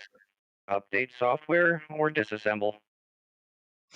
Update software or disassemble. Can we update their threat software so they can recognize people as not threats? Or the fezzes as threats. Oh, by the way, I think I'm going to invoke Beepers thinks they're being pursued by a cult. As we pull out of the gate, and drive away, and the fog begins. Like, just as we exit and turn off and exit from the shot, a black car turns on that was waiting outside the gate and out of sight, starts following us. Yeah. Unbeknownst to you, Boris and Natasha are following.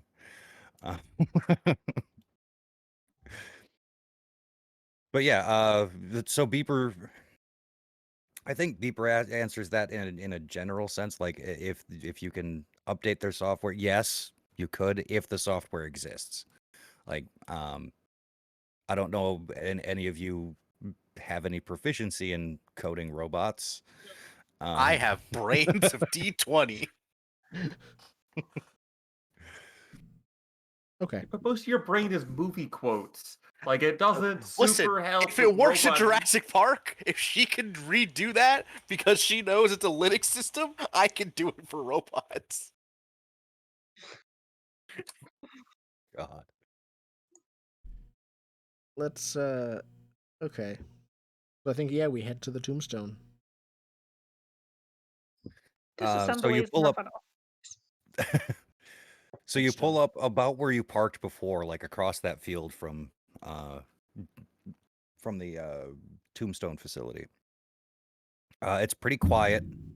You can see you can definitely see some kind of scoring, like some black scoring on the outside near the doors that were blown out when you were watching earlier. But there's no one here that you can see. No cars are here. Looks deserted. Not even the National Guard they called? Haven't seen them. Oh no. They're We're already camouflaged and following us. we're already along the path. We're in timeline 27-8-C. What one's that? Beeper, I say very quietly after we park the car. Can the robots turn invisible? Not invisible, but they are highly adept at camouflage. Can you see any robots? I don't think they have any benefits to that. do they? His eyes sort of spin along the outside of the cylinder, like it rotates around the outside. Threats detected. Beeper, do these hunter-killer robots see in the infrared spectrum? The what? Andrew says? Yes, as well as electromagnetic. Can I you immediately see in the look for mud. electromagnetic spectrum? Yes. And you don't see any of them. Okay. I think that Yeah, means there's Predator hide from robots like that. It doesn't. That's what he's gonna do. He's gonna look for mud to cover himself in to hide from the robots. Yeah, I'm not doing that. There's fog, which is not rain, but I don't know. It might make things a bit. Yeah, If you they can can see in infrared, they can see us through the fog. This is the Yeah, only thing to get your heat lower. You That jump means into that like a sneaking- patch of mud and roll around, and we just get the shot of it. Tammy's being like, "I'm not. No, not doing that." I think the you know- faster we get this over with, the better. The fact that they see in infrared just means that sneaking isn't going to work. What we should do is just walk up and go to the control panel, and we'll see if maybe we can talk to them. I'm still Robots covering can be myself talked in to. mud. I'm Yeah, still even doing if it. we Not know like you're covered Beeper. Who knows? Maybe they are like me. Beeper knows. He told We us. haven't met them yet. Beeper's name is Bionic Peacekeeping Robot, right? Yes. These other ones are called Hunter Killer Robots. They Let's might just stick be with Beeper. misunderstood. Jordan, this is up to you, but do you think that because Beeper completely trusts Callie, Beeper will nonetheless say, like, let's do Callie's plan and just walk in? Oh man. Yeah, let's do it for the drama of like, that sounds like a great plan. It just rolls in. No, wait, no! And then we all just follow. Yeah. Our one tool is to stick with the robot who could possibly help. Mm-hmm. I Oh, I load know. up with soda cans. Oh, wait, no, my car's not even there. I don't have company drinks or snacks anymore. Well, we brought along the snacks. Oh yeah, we Yeah, brought That's our true. own. Okay, I Or- load up with soda cans in case I have to throw Yeah. distraction Oh, low soda carbonation grenades. soda. Hopefully they still explode if I throw them. I'm just a man covered in mud with nunchucks in a dream. We just A walk in the girl front and her door. robot. What could go wrong? What could go wrong? All Do right. I have a torch? Do you have something in your backpack? Flashlight? Um, Zippo? I have All the perfect kids have lighting. Zippos. Yeah, I have Yeah, perfect. no, you totally have a flashlight. I have perfect lighting, and I think the perfect lighting for an abandoned office building is a slow burning torch. Flashlight below the chin for the Slow ghost. burning, open like a flame fiery torch. Yeah. Yeah, like a dungeon crawl torch. Where did you get that? I think it's just It was like made live. up. It burns from the oil of the popcorn bag that's all like scrunched together into a It was- tube. Inside the popcorn bag? Yeah. Around an umbrella I found in in the abandoned office building. I think it'd be funnier if it's the old lady's umbrella that we took, or like her cane. It's her cane that's in the car that you wrapped the popcorn bag I around. wrapped in a rag and then dipped in the popcorn bag a bunch of times, and sprayed with her perfume and light it on fire. In the background, Yes. I'm silently like, why? But I don't say anything. And I have this vocally. torch with like an engraved handle at the bottom. Okay. So as you step inside of the derelict office building, there, it's obvious this room the room you're in hasn't been there hasn't been any habitation here in a while. There used to be a bunch of cubicles and things like that, but half of them are knocked down. Everything's covered in dust. There's a bunch of old desks with really old computers sitting on them. A couple of the desks even still have typewriters. And the drop ceiling has caved in a couple places. The duct work has like fallen down. There's a bunch of like hoses and things and conduit just draped down. No power seems to be going to this room. The light switches don't work. So those of you with light sources are making the best of it. But it seems pretty quiet. Kelly's got her hand just on beeper, like trying to keep connected to him, and asks, "So where were these other robots?" Downstairs, sub-level 7. How do we get there? Please let there No be an power runs to elevator. the facility. We must walk. There's Can you not lead an the way? elevator. Andrew is holding a clip-on bicycle handlebar flashlight that he took from his bike because he Yeah, the one often that you has... clip on the front of your bike. Yep. That's a good teenager flashlight. Yep. Yeah. Yeah, you just like clip it to your belt. Yeah. He often probably has to ride home from work in the dark, so he has that to go with him. Okay. Good move. I have my torch. We walk down the stairs, I guess. Yep, we start heading downstairs. Yeah. Carefully. So you begin going down this the stairwell that you find not too long later. And it takes a little while, but as you get further and further down, you start noticing some stuff here that's not entirely dust covered. There's a few hand trucks, things like that, things that would be used to move heavy things, provide mechanical advantage. And as you get down to the flight that leads down to sub-level 7, so like sub-level 6.5, there's a big diesel generator sitting on the landing, running with the cables running down and into the room that you're heading towards. Should we unplug Do we want it? to? Well, I think we'll try and peek in and see what's going on. And if we could see the button, we can shut off the generator and sneak in.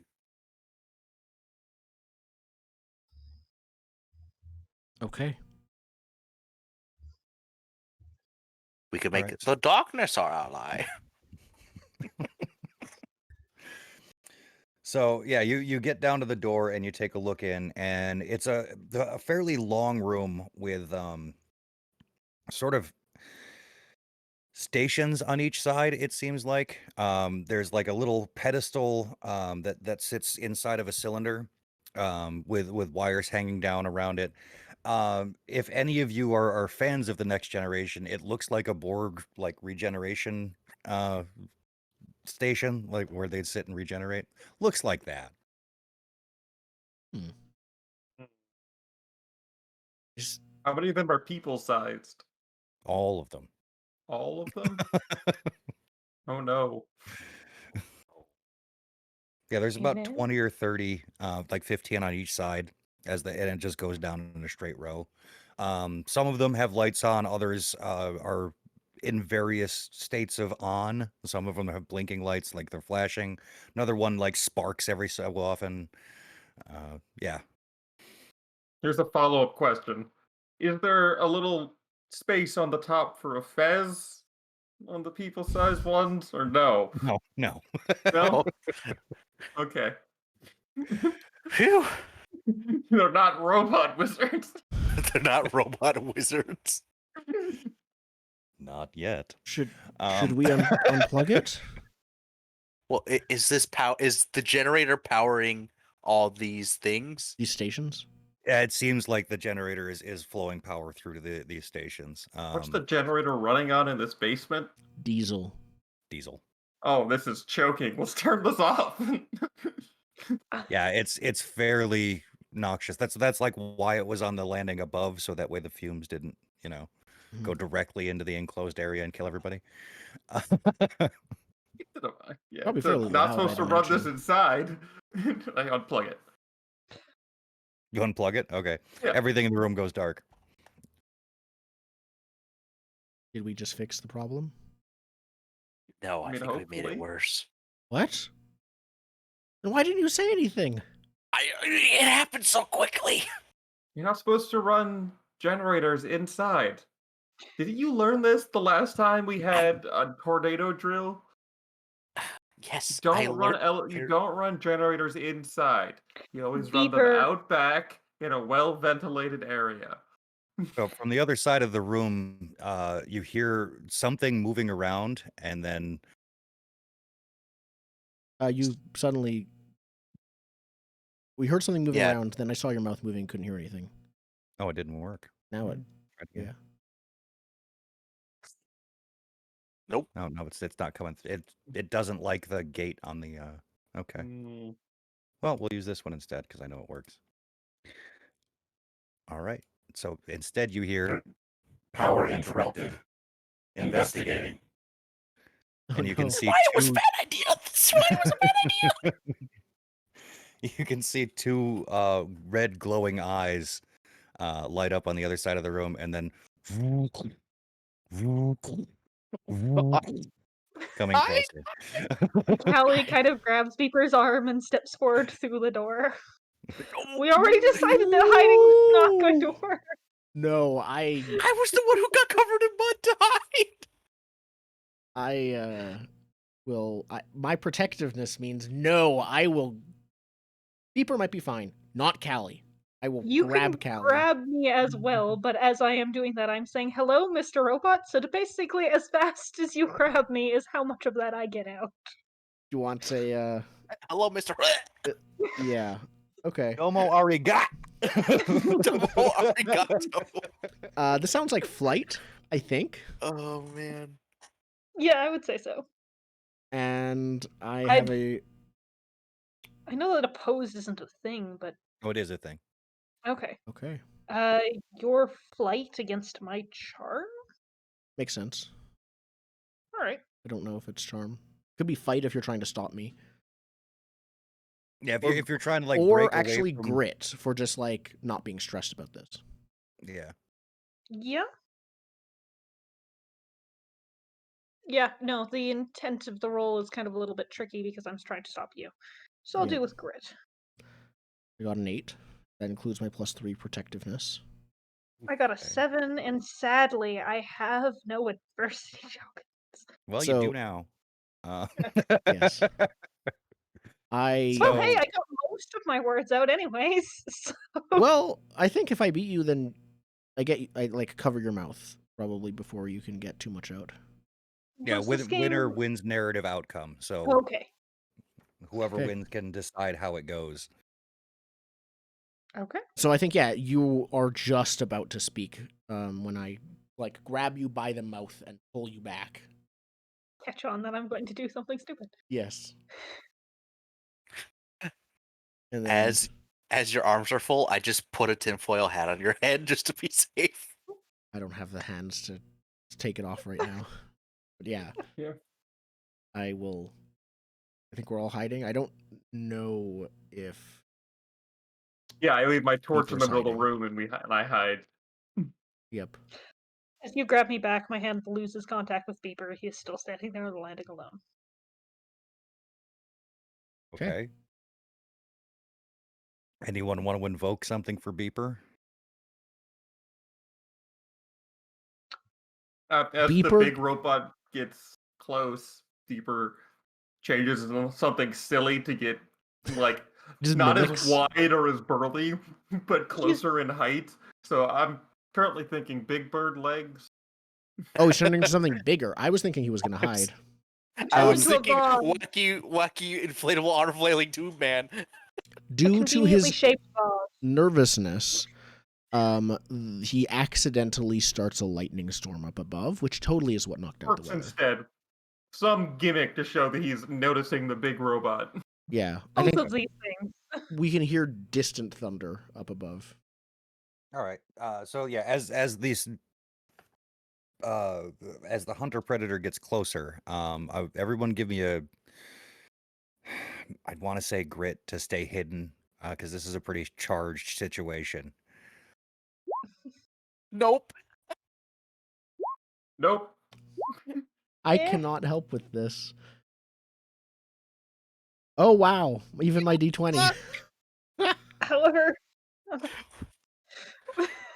so the highest roll is a 6 from the person who doesn't want to stay hidden. Yeah. Yep. Great. I'm spending more work keeping you quiet than me.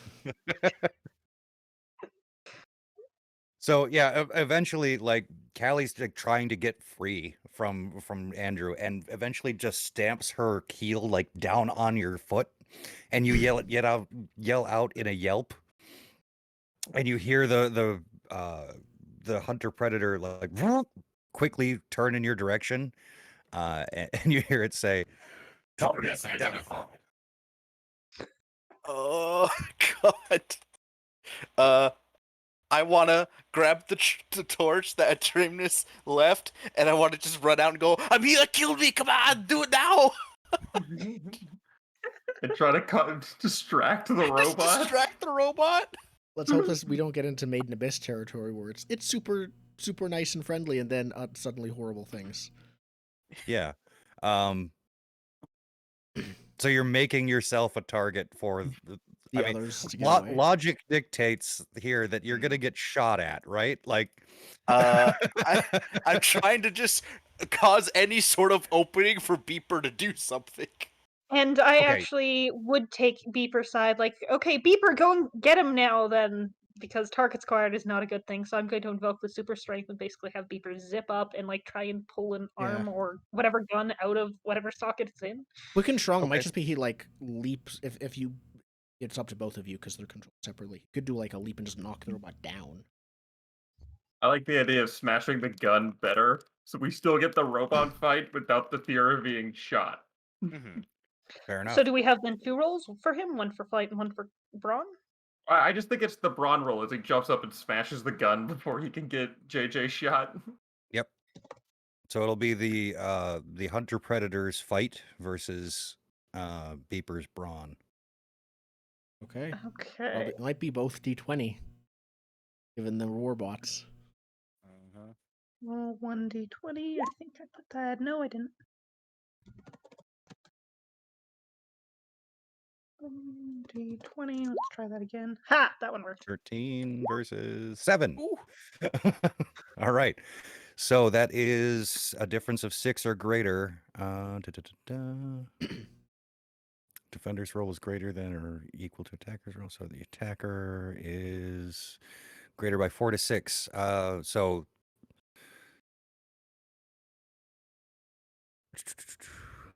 the defender's fairly hurt. The bullets hit them. Okay, so on this, since you're both sort of attacking each other, The attacker's role is greater by 4 to 6. So narrative control, the attacker explains their attack, the defender explains how they respond, the attacker then explains how this barely mitigates the harm. So you succeed and you hurt the robot. Well, Beeper does, but it's your control to define. Yeah. So Beeper, when oh wow, JJ runs forward, is like, okay, now it's time to go protect this. So Beeper like jumps out of hiding. Well, from not hiding, he was standing right there. Like leaps across the room right at the gun arm, kind of intending to like rip whatever it was out of the robot. I think he does end up connecting, but at that point he does something. The robot does something else, and I think narrative control passes to you. Yeah, so like Beeper's hanging on the shoulder-mounted minigun, trying to rip it off, and the hunter predator just reaches up and grabs him and pulls him off. But in so doing, he does pull Beeper off with the minigun, like just rips it off of his shoulder. Yeah. And he throws Beeper off to the side. We hear just a little ow. Owie. I was thinking the R2D2 style, like launch across the room, yelling the robot. Wow! Yeah, yeah, whatever it is. Annoying sound effect.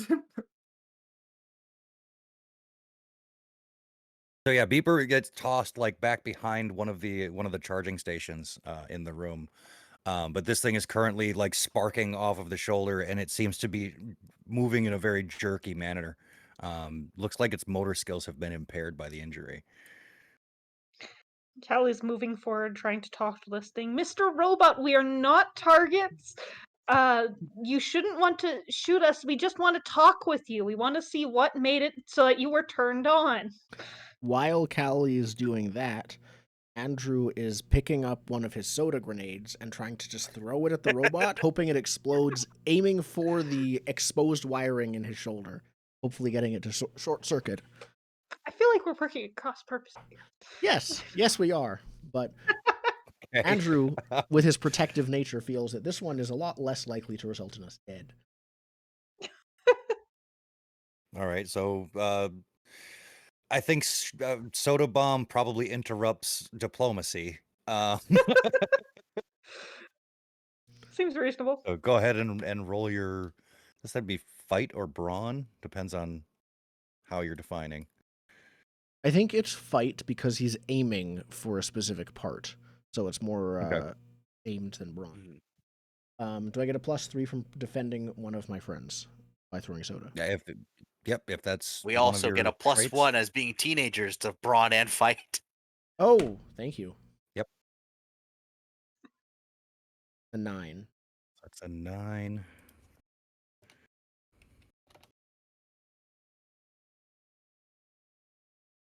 Ooh. Okay. Ow. Let greater by 6. So that's 4 to 6 again. I'm gonna spend 1 adversity point to your greater by 7. There you go. So, the attacker explains how their attack. The defender explains how they respond, and then the attacker can alter these details as it explains them. The attacker explains how this response fails to prevent the harm, and then ultimately the defender is badly hurt. Okay. So, yeah, I did explain my attack. Throwing soda bomb at exposed wiring. Mm-hmm. Yeah, so the hunter predator is focused on Callie because she was speaking. We see through its eyes the two reticles like spinning around each other and then like locking onto Callie. And right as it says target locked, ready to fire, the soda bomb hits and the screen goes all staticky. The hunter predator spins towards you, Andrew, because that's the direction the grenade came from. And it starts beginning to talk, but it's all garbled. And as it starts stepping towards you, you notice that its legs lock in place and it begins falling forward and falls onto the ground. And the lights in its eyes begin like flashing and eventually just fade out. And just breathing hard and like wide-eyed staring at like, did I just do that? That's his expression. He is Neville Longbottoming right now. You're John Connor.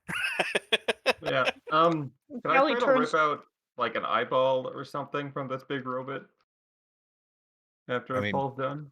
yeah, you can take a piece of it, I guess. Yeah. I want to go rip something off its face. Does it still Callie. have guns on it? His You minigun took was out ripped its off. main gun. Yeah, the minigun was the main gun. There are as it's like sitting there sparking out, you can see several like things open up from its arms, and like the one contraption like drops down. You can see like a grenade launching tube, and another one pops up. You can see like little mini rockets in the wrist. Ooh. I want to go grab some grenades and just hand them over to Andrew and go, these are probably better than the soda, but Callie is turning to Andrew and just hands on hips, like, you didn't even let me talk to it. No, it was a killer robot. The only person it didn't look like it was going to attack was Beeper. So maybe we should have Beeper talk to them while we're hiding next time. It was gonna That's shoot actually not a bad you. plan. We don't know that. It was aiming a different gun at you. You just didn't see it. Andrew's half sure he's right, but he's definitely acting more. Fine, we can have Beeper try and talk to them next time first, but we should at least try talking before we attack them. Only after Beeper is able to confirm that they won't shoot us. So Callie's we have to going go over to check how deeper? Beeper is. yeah, is there like a computer around? Is Beeper okay? Yeah, Callie's going to go check on how Beeper is. So Timnia says as this is going on, you're like over there trying to rummage around on the robot, trying to find something to pull off and Yeah. keep. You pull the faceplate off of it, and underneath you do see a small LCD monitor that says "Unit Casualty, calling in remaining units." No. Is there like I try to poke it a couple of times, see like there's an off switch or something to like cancel? No, there is no cancel. There is no undo. Hmm. I call it Beeper. Do we have Oh, I'm on a wrong voice. robot? Yeah, hang on, wrong voice. Switching between the two robot voices. Yes, I am over here. Oh, It is dark. it said It's there's more dark. coming. What? What? Yeah, it says it on its face. You can read it right on its face. Is there is there a computer to write software here? I mean, there's the robot. No, I don't think I can write software on the robot. Out of character question. Did you give me all of the grenades? Just whatever I grabbed, I gave to you. Pretty sure we got like 2 grenades. It's not gonna have like a lot. Yeah. Also, Andrew doesn't. Okay, in this genre, Chunky Salsa Effect doesn't exist. No. So No, we don't get any of that. Yeah, this is a kids movie. No, we don't. No. Okay. No. So then I ask, does anyone You're gonna have get some a cloud of string? dust, and if you throw a grenade, you're probably not gonna hit anyone. You're probably gonna get a cloud of dust and a broken wall. Yes. Does anyone have I need string or something, Andrew says as he looks around for I do. something. Oh, yeah. And there's like wires hanging out of the ceiling. Like Okay, perfect. Good enough. JJ, you probably know how to do this. We need to... Can we rig this robot with the grenades to explode when people investigate it? Or at least pull a string when they get too close? I thought you were gonna rig the door. Sure. Robots Okay. don't need to use doors. They make I think them. the door will trigger it too. You just make a tripwire. It's the simplest. Like, what? Here you go. Yeah. Yeah. Yeah, you do it. 'Cause I'm looking for a Oh, computer. you have a 'cause- yo-yo. Of course you have a string. Yeah. That's it. I pull out the yo-yo string and I tie the loop end to the pin of the grenade, and I stretch the yo-yo across some debris, so if a giant robot steps on it, it blows Wait a up. minute.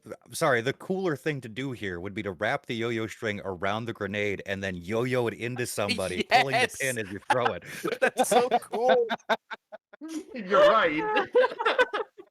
Well, you have 2 grenades, so do one yeah. with set up the tripwire and then keep the Yeah, other I grenade. think the best, like, one of the 2 grenades we want to tripwire this room with, like with a spare bit of wire or something, so when the robots inevitably kick down the door, we take down the first robot that enters, and that's it. Hopefully.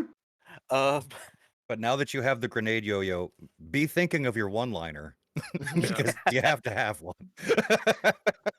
Talk about walking the dog. Yeah, is there a computer I could look to see if it's a Linux system and I know it around to reprogram the robots? Well, I mean, you did shut off power to everything in this room by turning off the generator. Turn on the generator first. I think this Andrew is like will a rush to do it's that. one of those pull start generators. Oh yeah, that's true. We'll still Weirdly Andrew will enough, still you have rush to to try plug and it do in to that. start it. I don't understand. Beeper is over in the corner brushing the dust from his impact off. Because, Well, what's you likely is that can't the have anything mixed generator up. was still going, but we unplugged it from its output, from the power output. It is. No, I turned it off Yeah. for safety. Oh, you turned it off completely. Okay. Yeah, for Worried safety. about CO Then yeah, and all I do the 3 pulls and hope that works. that. Yeah, give me it low DC, but give me a brawn check because these things are a pain in the ass. We have +1 to brawn. I do have a +1. What's the DC exactly? Do I need to spend my 2? It's 3. 3? Okay. It's 3. It is 3? You Then gotta spend 1. yeah, I'll spend an adversity point on that. Okay. It takes a second, but yeah, you get a little tired doing it, but finally it chugs to life. Gross indoor diesel generator. But yeah, the lights begin springing on in the room. And yes, in the back of the room there is a computer that it seems to be networked to all of these pods. I'm going there. I'm going there to try and write software that says the Fez people are evil. Kill the Fez people. Okay, so It's that like a major fashion, leap in logic. that fashion style is going to die literally soon. Yep. Anyone who wears fezzes. Shriners across America just murdered. 5 robots. All right. Yeah, I guess give me a brain roll for your computer. Okay. Your heretofore unknown computer skills. Wait, it's a Linux system. I know this. It was Unix. Whatever it's called. Both. What was my DC? Yeah, we should start saying that before you guys roll. Probably. Yeah. So 10 is enough to get into the systems that are already there. And luckily enough, they are like the shell of the systems is there. It's just the customization hasn't happened yet. And that you're currently at a prompt that's asking for image verification of the target. So it needs a picture of a fez. Can I video. use?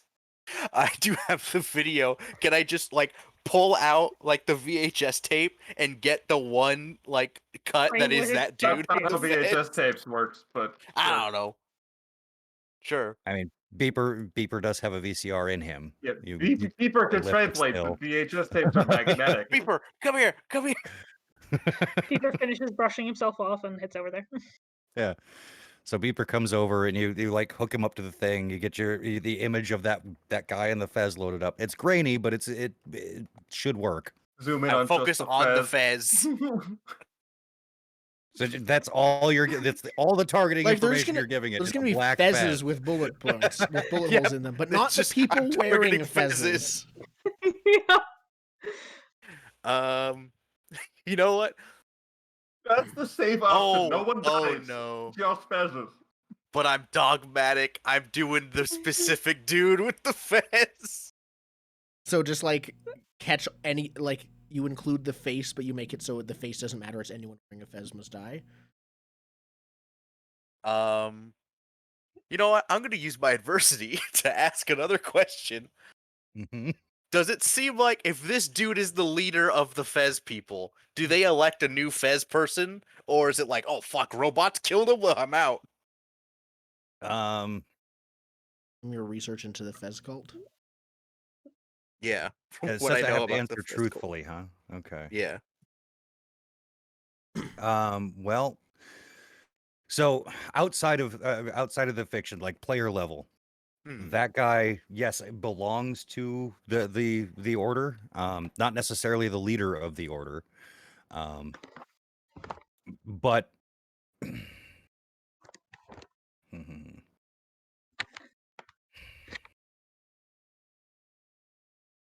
yeah, I'd be willing to say he's not the leader. Okay.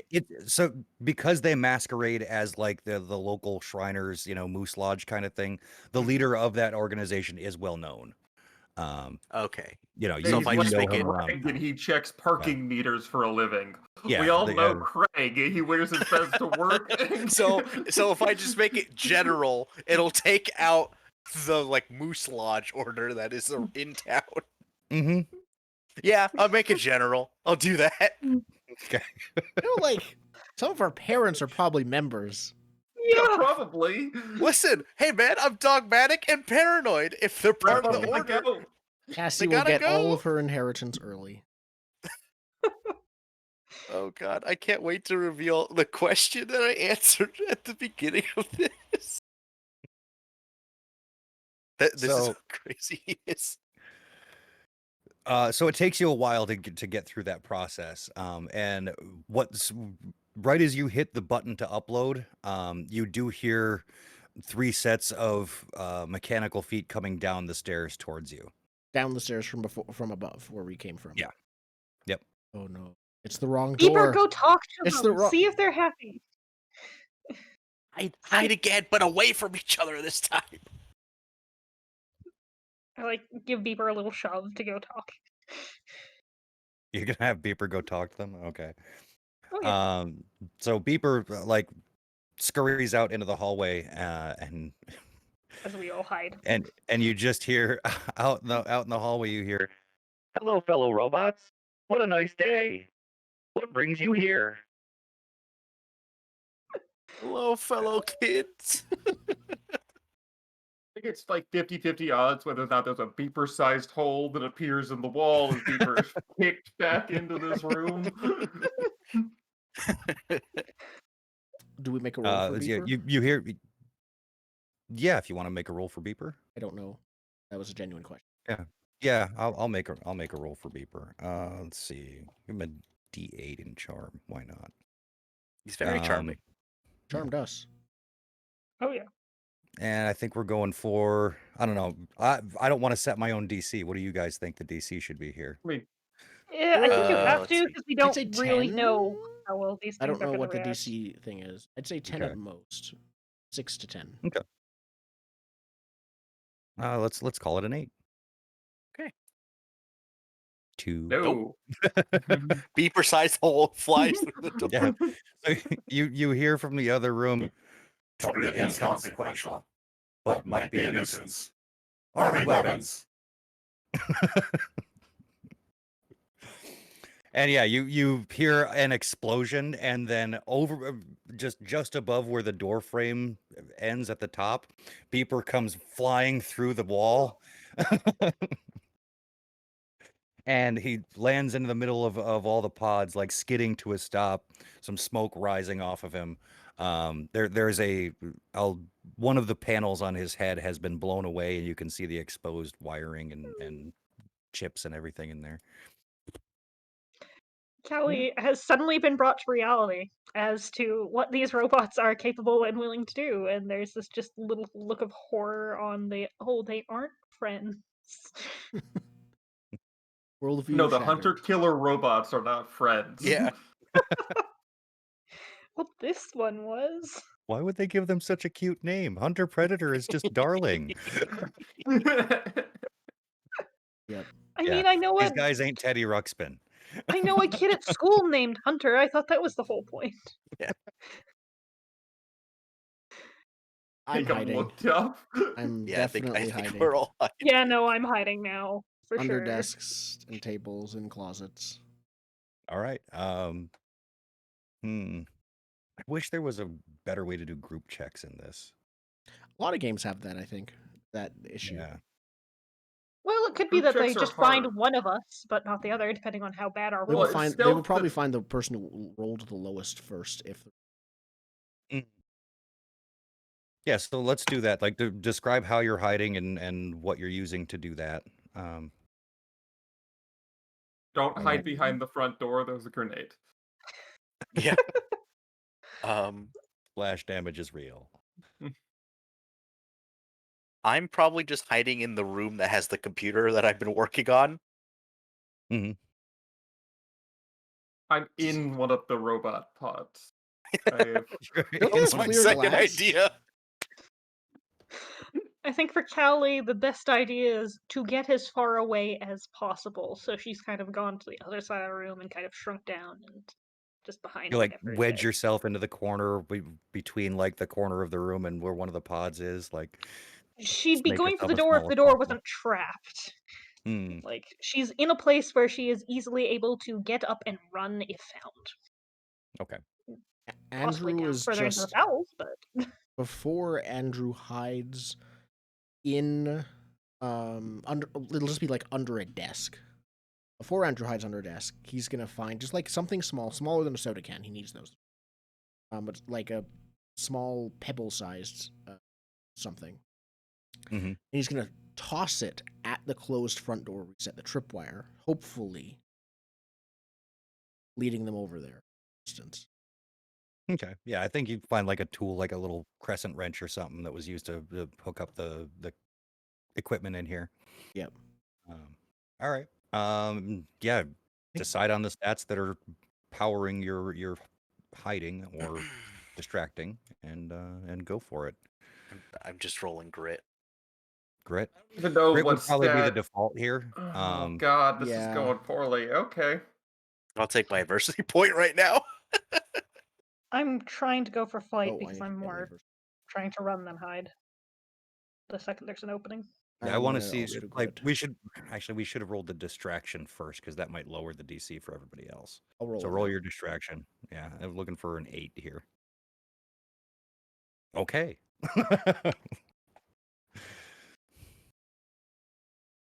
Sorry. Was that? Yep. Jesus. Okay. Jump. Fire. So, Callie has found a vent grate to in the crawl wall. through. Yeah. Yep. Yep. Leave the rest of you behind. Yep. She was the only one small enough to fit in there. Yep. Uh, Oh my god, it's like aliens. they're in the walls. Walls, man.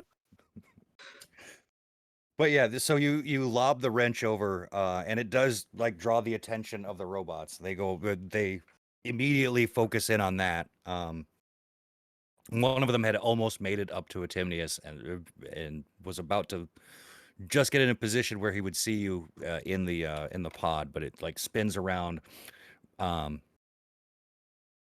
avoided the tripwire before it walks back, and gets close enough, and then the second robot to come in the room trips the tripwire, catching both of them, all three of them, in the explosion.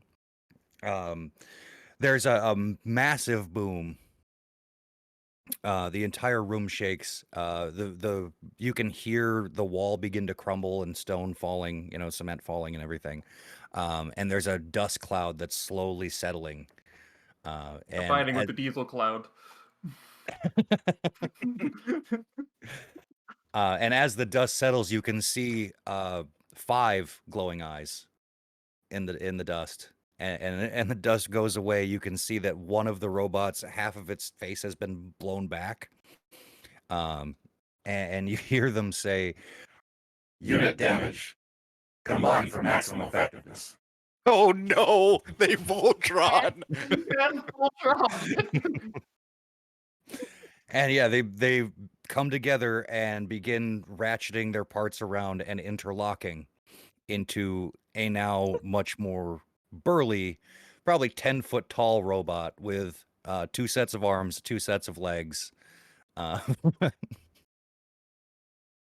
we run while they're combining? Yeah. Just No, be like, that's the they can't answer. attack. They can't attack us. They'll know what we are, but they can't attack us while they're combining. Run. Do we run deeper? I have a question. There is deeper. Based on my brain's roll of like changing their targeting parameters, Mhm. is that like something that's done wirelessly, or do they have to plug back in to do it? They don't have to plug back in. It just takes a while. Remember, there's you're like on a a loading probably bar still. 56K modem. There's a loading Okay. bar that's still on there. Yep. There's a loading bar. I think it's okay. more interesting if we run deeper in. I think that's the answer. Yeah. Okay. God. So, can I do some mental math of okay, the loading bar, it took this long to get to this percentage, so it'll don't probably take think like this many more minutes. I don't think loading bars are that reliable. I They're mean, he not. just wants a They don't. ballpark. They don't increase at a consistent rate. Nope. They Yep. still don't today. Mhm. That's fair. Oh man, yeah. I'm just We wanting just have to run and hope. I'm just Yep. wanting my conspiracy theory robots. Yep. So All right, yeah. So you bolt deeper into the sub basement. Hmm. Are you like going out and down more stairs or further back into sub level 7? Oh, there's 2 options for download. Ooh. Well, you have to go past the robots to get to the stairwell down. Oh, Then so we should sub-level probably go 7. deeper. Then I'll- deeper into sub level 7 then. Yeah. I'll grab deeper if he's on my way. Yeah. Whatever way is opposite robots. Okay. Yeah. So you burst through a set of doors at the back of the room, and it leads into a large room. There's a bunch of machines here, like metalworking machines, things like that, milling lathes. It looks like an assembly room. There's a bunch of robotic hands like that used welding tools, things like that, that are sitting without power, just chilling there. But yeah, this room is pretty massive. There's a lot of places to hide. There's a lot of places to get an advantage point. There's a catwalk that goes on a second level in this room. And it looks like up there is where they would operate cranes and things to move the bigger pieces of robots around. This was a secret robot lab. Callie has That's what it started looks running. like. She is not going to stop if I see no reason why not to just keep booking across the room and trying to find some other way out. Yeah, we looked Yeah. for a robot exit. Emergency exit or Mhm. Yeah, an emergency elevator. robot exit. Okay. Because the Like a stairs are fire people escape, but exit. for robots. Yeah. So running back to the back of the room, there is one other way out that you can see. There's a gigantic freight elevator. Press the button. Pink. Can somebody make this work? Yeah, we try to Is it on? call for the elevator. Yeah, there's currently no power. It's one of those ones where you have to like open the door itself. You know, like you Very pull it loudly. open and there's like and it creaks like hell when you open it. But yeah, They're all there's currently no terrifying. power. It's got it has a lever in it that goes. It looks like a throttle on an old ship. Like Is it climbable? looking up, there is an access elevator. Yes. Yeah. The top of this So- elevator, basically, it's just a basket that rides up the thing. So there's no roof here. You can see straight up the Yeah. elevator shaft. Oh, we Beeper? turned to beeper. It's like you have Pogo stick. Not Yeah, not even a something pogo to- stick, just like a Pogo stick. wheel that'll go up the chain of one of the elevators, and then we just hold on to it. Like it's a toilet plunger wheel. Toilet plunger wheels. Up the side. Yeah, the obvious choice. So yeah, Beeper comes into the elevator with you guys, looks around and sees there's sort of tracks that raise the elevator in each corner. And he can like grip into those tracks and get his wheel to roll up them. You'll Yeah. all have to hang on, however, Yeah. to do this. mm-hmm. So you'll be fighting gravity and potential pursuers, since this was allowed action getting in here. Yeah. So how are you ensuring that there's not a greasy spot at the bottom of the elevator by the time you reach the top? Do we have any leftover wire? No, Ties we to also be- don't want to hang up a wire for a lot of reasons.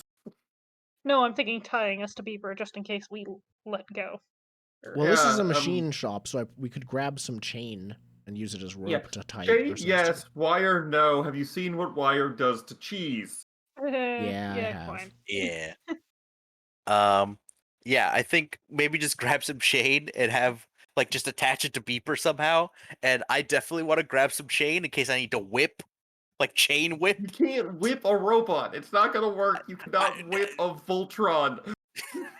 Listen, anything to let me try and use my fight stat, because it's either that or a D8 grit. And I'm not doing well with that grit right now. Well, I think brawn is what would be used to hold on. Yeah, I would it's a agree. D4. Yeah, I've got a D6. This should Is go maybe well. the better. Can I Yeah. attempt to climb the elevator shaft myself to drop a chain for other people? Yeah, like That I would said, work there's an way better. elevator that's or there's a basically track, just metal rungs that are blasted into Yeah. the wall that you can I climb up. want to It's an try to access elevator climb up or one of access ladder. those, and with a chain, so we have a safety. Can I'm we helping. also get Beeper to just, with both speed and strength, whip us up there one at a time? One at a time would actually, yeah, that makes sense. That would take longer though. Like he's using his feet, but his arms could be used to carry us and get us up there. Or just chuck you off the elevator shaft. It's just Oh no. yeah, that would be getting up there quickly. That'd be his flight. So that's on a Timnius if you want to invoke flight. Yeah. Beaver starts throwing children up the elevator shaft. No, carrying them up the elevator shaft. Like, I don't want to narrate failure as the last thing. Oh Carrying no. children up the elevator shaft. Carrying safely and slowly. For our audio listeners, that was a 1. Yes. On a D20. On a D20. Gotta love those. Never escape it. Okay. So yeah, the first person that Beeper grabs is Callie. And like attaches into the groove in the beam and like begins hauling you up. The rest of you look back and see the now singular hunter predator barreling towards you on 4 legs that have now extended tires out at the end of each leg, so it's like skating towards you, like weaving in and out of the out of the machinery that's between you and it. We're like skating on truck tires. Yeah. But it's got that like speed skater motion that it's doing. It's coming super through. silly, but yeah. A ripstick. Yeah, it does it like a ripstick. Trying to get to the 2 legs. It's 4 legs, so there's 2 for each. Just wobbles. Rotates its hips and then carries over. Oh Little man. did you know that the ripstick was an offshoot of defensive technology. Everything comes from the military, man. God dang it. Is there? No, it's like barreling toward. Yeah, I think that's so where we Callie, cut to Callie commercial is break. not going to. Yeah, Callie's not going to make it to the top of the elevator before this thing gets to you guys. Yeah. So yeah, we'll freeze frame on Speed Skater Robot barreling down on you as we cut to commercial and try to sell some toys of action figures of you guys and the robot, and Yeah. Yep. Beeper now comes with the scooter attachment. Get this cool transforming robot. If you get 3 of them, you can actually combine them. Yeah, pretty much. Yep. We'll be back in just a few minutes. We're back. So as I was saying, I grew up somewhere there was never below 25. It was usually closer to 28 Celsius. But I still managed to acclimate. I'm Googling and I'll get back to you. About what that temperature is? Yes. Yeah, Yeah, we gotta Fahrenheit Celsius translate to divide is freedom brutal. units, please. At 82. 82 in Hmm. real temperature. Yeah, that's Well, listen. Everywhere else uses Celsius except for us and like 2 other countries, so I think we have the fake units of measurement. uh-huh. They don't. Fahrenheit Listen, precise? we did Yeah. not build that many nuclear weapons to have the other temperature. No, we have the temperature. Mhm. Isn't Fahrenheit based on the freezing point of alcohol or something? It's the point at which water freezes when it is fully inundated with salt. Oh, and then Celsius Oddly is That is just, specific. 0. Oddly specific. Why? Celsius makes more sense. I thought it It's was just when like when you're at 0 degrees Fahrenheit, you could probably die outside as a human. If it's over 100 degrees Fahrenheit, you'll probably also die as a human. It's like 0 to 100 is like you're probably fine Yeah, that's actually a pretty good way to look at it. You can only live in 0 to. And without extra precautions. it was like 95 the other day, so take that as you will. No, See, without my apparently, automatic switch to Celsius, I'm horrified because 100%. You're like, that's 100 degrees boiling. Celsius is the boiling point of water, and I'm like 95. What? mm-hmm. you mean everyone's dead? The trees are bursting into flames? Like 100 degrees is slow roasting. Sounds like Florida. Yeah, Mm-hmm. Yeah. So, it's a gross place, and new laws have made it grosser. the robots are coming to take our jobs. Yeah. Work at Blockbuster after they. Wow. It's not even This just got Blockbuster real where the political. robots come anymore. Dang illegal robots coming in, taking all our jobs. Illegal robot. I just want a robot to take over your Blockbuster job. I would agree This with town that. goes full circle. There are no jobs but robot jobs. Robot kleptomaniac. Mm. Aaron, it appears you are requesting a manager. I will go get them. The robot steps back, turns around, No, and then face goes back change. again. It's just the face Would turn. Cassie's parents notice if she had been replaced by a robot? Would JJ's on this point? But it's a cartoon robot with True. like the antenna and everything. It doesn't look like a. It's just Well, dressed like. I think you. JJ's parents already are worried about that. Mhm. They already think he's a robot. All right, so we fade back in from the commercial to JJ, Atimnius, and Andrew staring in fright as a gigantic robot is barreling toward them across the floor of a machine shop. The camera pans up and we can see Beeper like carrying Callie up the elevator shaft, and he turns to her and he says, Ellie, grab onto the ladder. I have to help the others. I'll do what he says. Yeah, grab Wait, onto the how ladder many and, floors is this building? We're 7. you're on sub level 7, so Out of there's sub-level N? Or how many sub-levels? I mean, you didn't look. Alright, well, I have a dumb plan before Beeper GM add-in tool does something. I have a grenade on a string, and I would like to do a level 4 yo-yo trick, which are the off-string tricks, and I want to chuck the grenade up and blow up the string that holds the elevator, slide down. You want to send us What? hurtling to the bottom of this elevator shaft? Yes. My suicide idea was, different than that, but, I was going to run Using into the robot to cartoon give you guys logic. time. I'm I'll still stick going with cartoon holding the logic, ladder. where we're gonna get bruised, but we're gonna be able to get out of the elevator. I'll hold on to the ladder, thanks. If I see you winding up, yo-yo, I'm getting out of the elevator. Andrew does not. Andrew would gonna be on the elevator. So split the party. 3 ways. This floor above, floors below. Okay then. That's my get out of this robot oncoming plan. Okay. Well, I guess roll fight to see how Cool. well your I have a plan fight goes off. stat. Before you roll, Let me take a look. I want to get the DC on this correct. Uh, so Does me distracting the robot do anything?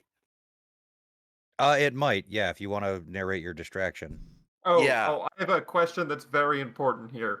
When I rolled a Yes. 6 for grit to hide in a tube, did I succeed or fail? You succeeded That's the wrong answer. because Okay. the distraction lowered the DC of that roll. That's Now- the wrong answer. Did my 5 on that SAM roll fail? I don't think it saw any of it, or it didn't get any of it. Yeah, Yeah, everyone. Yeah. Okay. Man, if only I got adversity for failing as Beeper. So I'm just gonna run out of the elevator and go like, "Hey, dumb robot over here!" Because I'm waiting for that timer to count down where it stops seeing us as enemies. Okay, What's so the- according to the difficulty ratings, a 7 to 9 is a task where success is certain for characters who are very skilled at it, but not for those who aren't. However, a 13 to 16 is a task where success is extraordinary, but decidedly possible for characters who are truly skilled at it. I can't figure out where in the range this might be, as throwing a grenade to break a couple of chains is But he's throwing rather... a grenade with a yo-yo. Yeah, I'm doing a yo-yo trick And first he and knows foremost. his yo-yos. First Yeah. and foremost, I am doing a yo-yo trick. It is an off-the-string yo-yo trick with 4 yo-yo trick according to yoyotricks.com. It is an He has established yo-yo practice. He trick. can place that yo-yo wherever it needs to be for the trick to succeed. So he's just Okay, then I'm going to say it's completely expected for characters skilled at it. 10. A10. Roll. I'm going to spend my 1 adversity point. Do you want to do it after? You can do with that. You DC can do that roll? after you roll. If I can do it after the roll, actually Yeah, that's save it when you in case spend those. You're right. I'll save it so maybe I can. I got an 8. Okay, you have 2 adversity tokens. No, I got 1. I have 1 Mm. adversity point. I have Now- 1, and I'm have staying 1. on... Question: these robots are old, right? They are 15-year-old robots, according to the professor. And there are 4 of them that have combined into 1. 3. 3 of them. Oh, sorry. There were 4 total. 3 of One of them you destroyed. Yeah. have combined into a 45-year-old robot.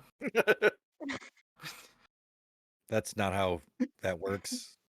Why did our Time is cameras linear. freeze? Hmm? Our cameras froze, and I don't know why. Hmm. Oh, that is weird. Only Indigo's camera is not frozen. Yeah, even though it's literally the same source. Oh yeah, where's my screen? That's not going to help if my camera's frozen. That's not going to show up. Yeah, but mine's working, so. Okay, hold on. We don't have a technical... Hold on. Back to this. And if I just... Oh, I just literally make it... Okay, hold on. Transition back. And it works if I just hide and show it. So... Is it... No. What the heck? No? Jordan's is now working. Zen's is now working. No? Marissa's... One at a time? If I put this here... And do I have to... No. Why was this... Hold on. Switch back to the splash screen. Because apparently it was working when I was on the splash screen. What the heck is going on with you, OBS? It wouldn't be Sunday without technical difficulties. Beeper Yep. is reprogramming the stream. While we are on the splash screen, if I am fixing it, it's fine. And then Marissa's was... Hmm. Okay. We're back. I have no idea what caused or fixed or why that fixed that, but Gremlins. So what were we doing? Grenade. blowing up an Trying to elevator. figure out how to do Yeah. one more adversity token. Yes, I Right, have an adversity token I can share, especially because I'm on the elevator. You're on the elevator. I am with Okay. you. How are you helping? Can I confess my crush to you? Will that help? Yes. I think jumping really high will also help. What is Like if you jumping? jump So high, I'm probably so you have about- that cushion of space. I open my mouth to confess my crush to you, and you just say, jump really high. And then I just jump without thinking. Timnius, there's something I've really wanted to say, and it looks like I'm not going to have the time to say it. I jump really high. Yep. Yep. Spend adversity points. All right. Perfect. So yeah, you hit the 10. Is there a one-liner here? I don't want to rob you of a It's just a one-liner. horrifying, screeching, crashing elevator. Okay. There's like the cool yo-yo trick, and there's like probably a music score when he throws it up, and then it's screeching in the elevator. Yeah. So we see the we see the grenade like in slow motion coming up and unraveling from the yo-yo string. And as the yo-yo string fully comes off of it, it pulls the pin out. We continue following the grenade until it suspends itself in midair and then explodes, severing the cabling that's holding this elevator up. Callie How looks many floors down do in they fall? horror as she hears the snap of a couple floors below. Yeah, there's a loud boom below you, Callie, and you can feel the heat rush up. And yeah, the elevator drops. JJ, you got off the elevator. What's did. going on? I was trying to distract the robot so they didn't have to blow up the elevator. But as I go off and go, hey, dummy, look over here, the elevator explodes, and I go, fuck.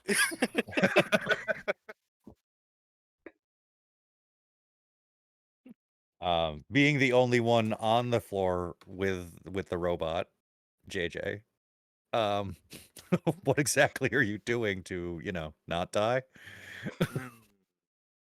Is there a way I can use my brains in this situation? Well, the robot has writs I'm sticking sure, around. yes, they would paint The the walls robot's- very nicely, but what are you Yeah. going to do to avoid that? God. The Okay, robot here- has writs sticking around the room. You can set up a trap for him. Open Yeah, developer here's my mode. Open issue. developer mode. Stop. Freeze. Yeah. Pause. My issue Administrator. is my brains are D20, my fight is D12, and my you flight is D10. You do a link check. You first do brains to devise the trap plan, then you do fight to knock out the robot, and flight to escape at the end, But- getting Look, you're- bonuses the now- whole way down. The advantage you have if you can use brains to make use of it is that you're in a robotics workshop. So if there's anything that can harm these things, it's Okay. including more but weapons, because this is a Thermite torch. warbot factory. Can you JJ turn doesn't on want to alarms? destroy the warbot because he programmed it to kill his enemies. Is there goo? Is there a quick expanding foam in the room? Okay. Could you just Can you literally maybe run away from it, program- go back up the Can you get the stairs? arms? Mhm. Is there if I look around, is there like a hardwire like thing I could jack into the robot to get the upload done? You want a harpoon with a computer attached to the other end? Is that what you're looking for? Yeah, basically. I'm looking for a wired connection that is not the dial-up modem. No, maybe in the other room there would have been, but this isn't where they program the robots, right? Okay. This On is switch. the assembly room. I would like to plan out a route that seeing the ripstick robot being able to devise an exit route that makes it the slowest as possible for it, but the fastest as possible for me. If I have to duck through things, I will duck through things. Okay, I'll allow it. Yeah, you can use your brains to run away from the thing by Yes. putting enough obstacles and things in the way that it can't get you. Mm-hmm. Yes, here comes the one. That's an 8. That's an 8. Okay.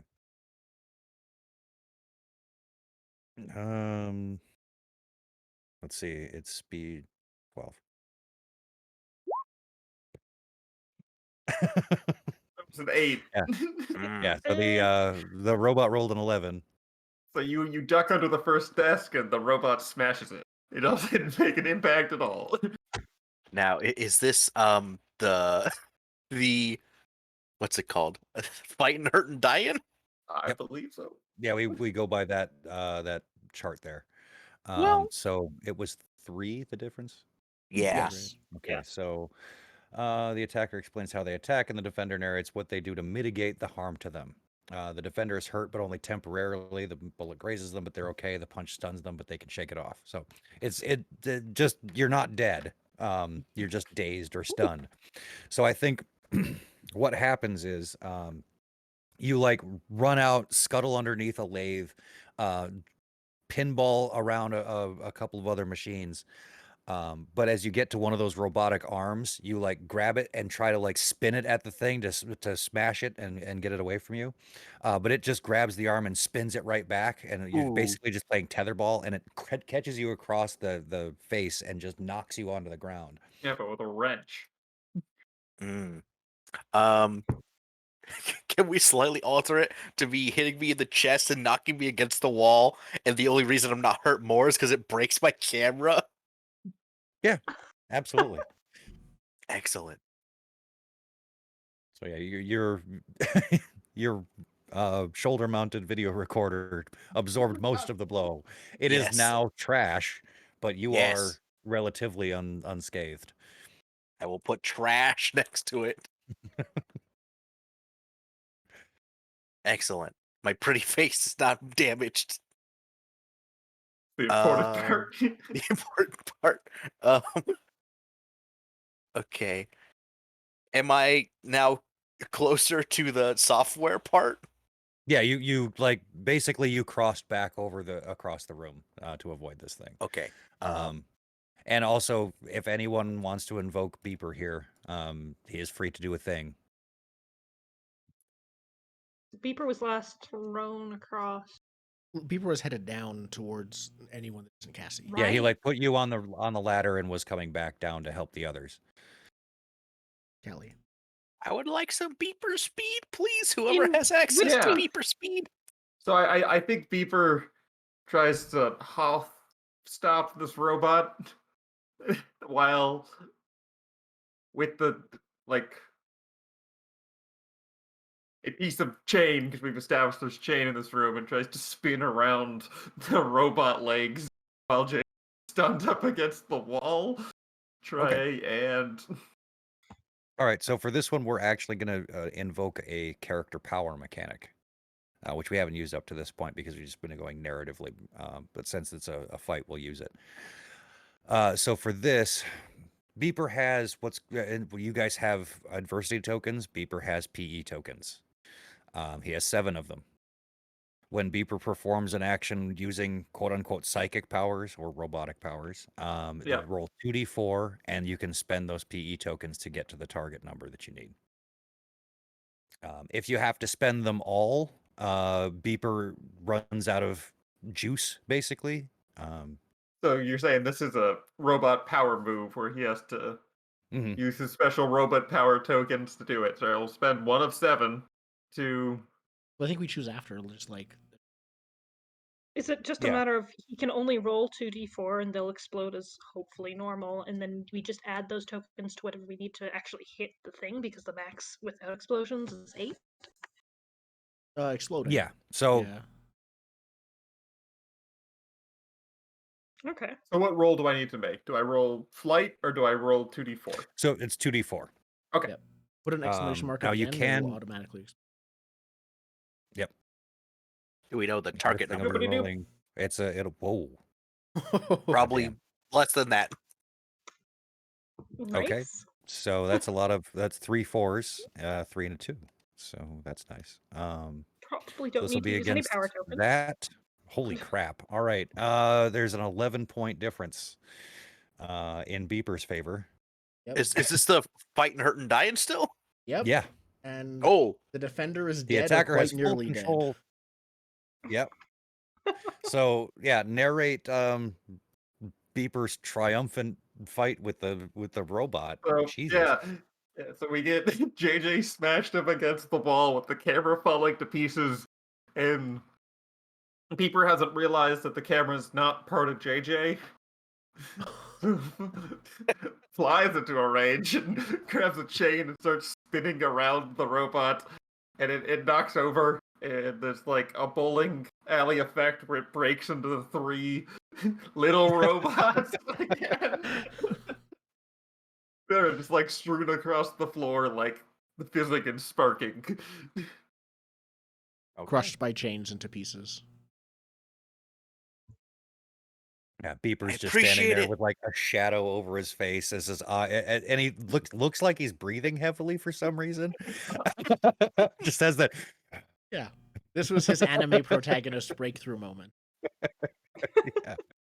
Beeper, I love you, but also, why did you have to break the robot? I needed that.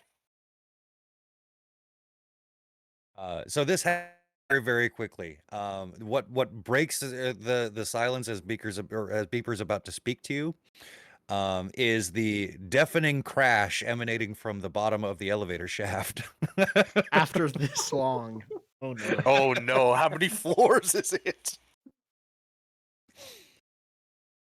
Well, I'm gonna say that like those of you in the elevator, it immediately began falling, and then the emergency brakes engaged, but they're old and rusty, so those went out as well. Yeah, So it it's slows 2 your fall steps enough. fall. Yeah. Mm-hmm. So it slows your fall enough that you're hurt. You are definitely hurt. You're gonna be laid up for a little while after this, but you do survive the crash. Now, which of us is knocked unconscious? Probably a Timnius. That seems fair. I mean, you can roll grit if you want, but I'll roll grit to see if I'm conscious. Let's do that. I What's can my as well. DC for consciousness? I'm gonna say the assumption is one of you is unconscious, It's whoever's so lower. the lowest roll.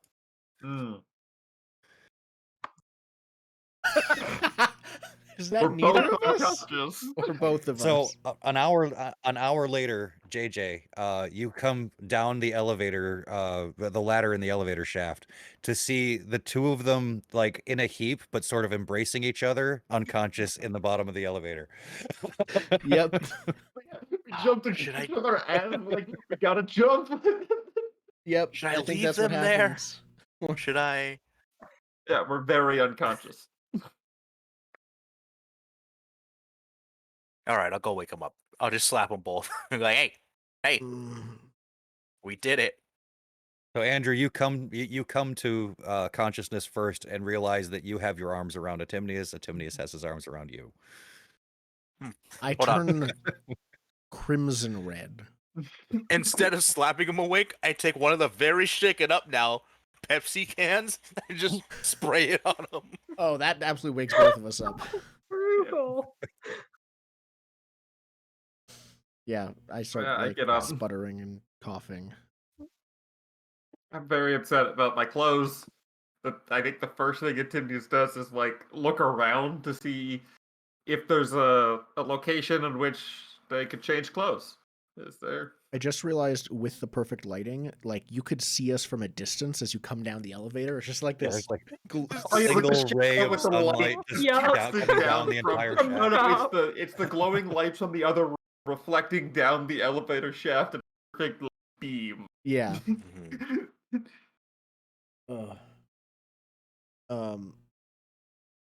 We beat the robots. Yes, I saved the day. Beeper helped. I look at Beeper just to see if they.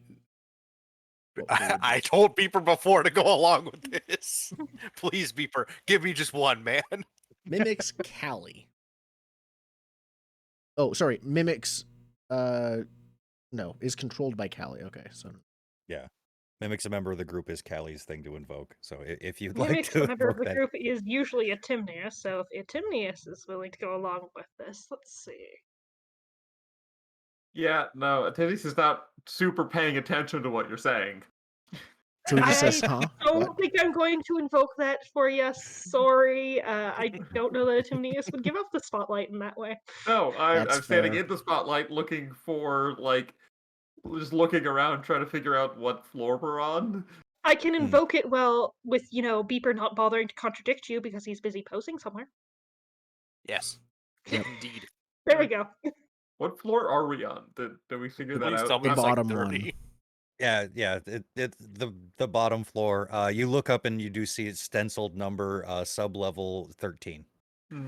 Cool. That's super deep. That's like a really there's at least 15-foot ceilings to build the 10-foot robot. I'm pretty sure that's where like America keeps our nukes is in the Midwest.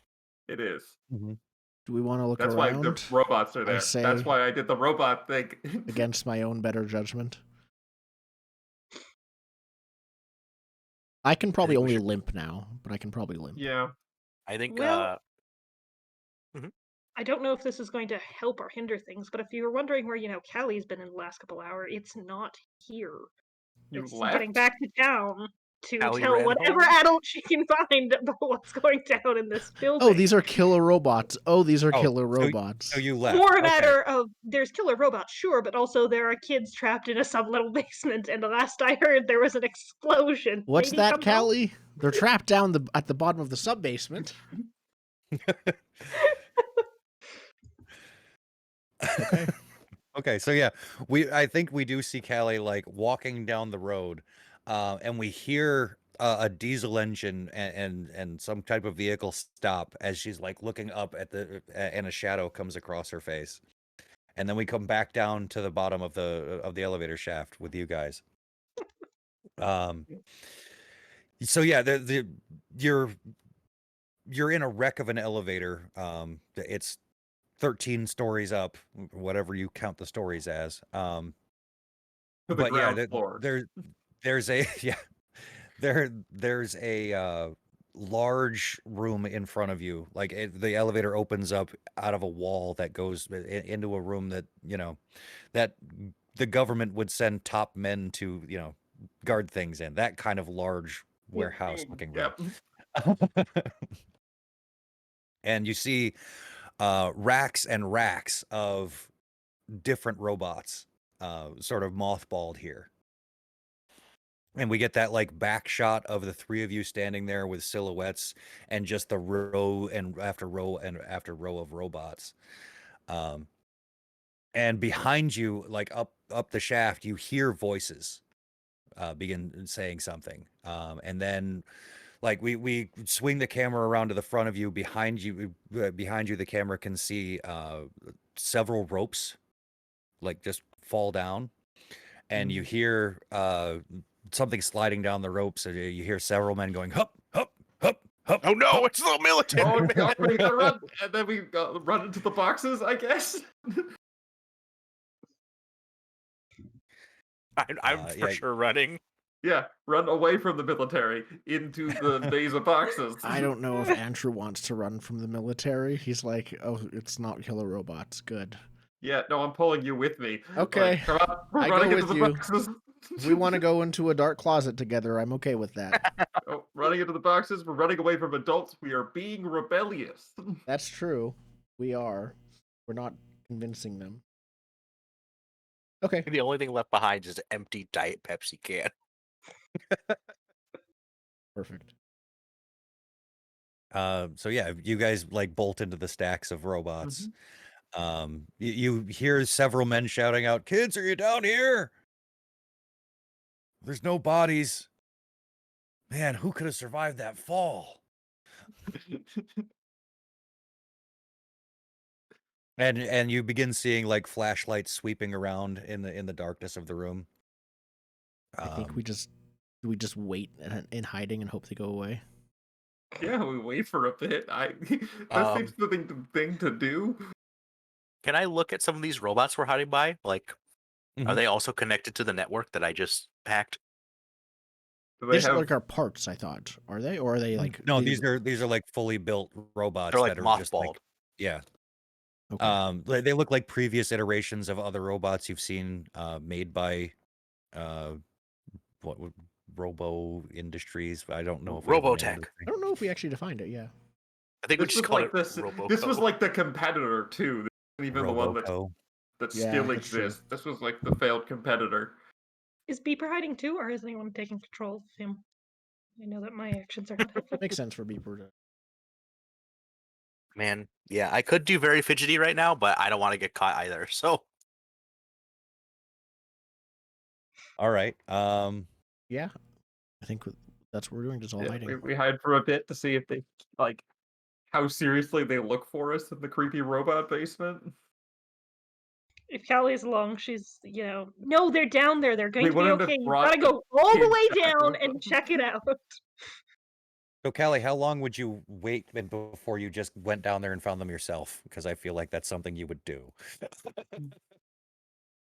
Yeah, no, if they make noises of, okay, there's nothing there, leaving, I will bolt for the ladder and start getting down the rungs. I doubt I'm going to get down there very far, but hey, if they're on the rungs anyways, they might as well check.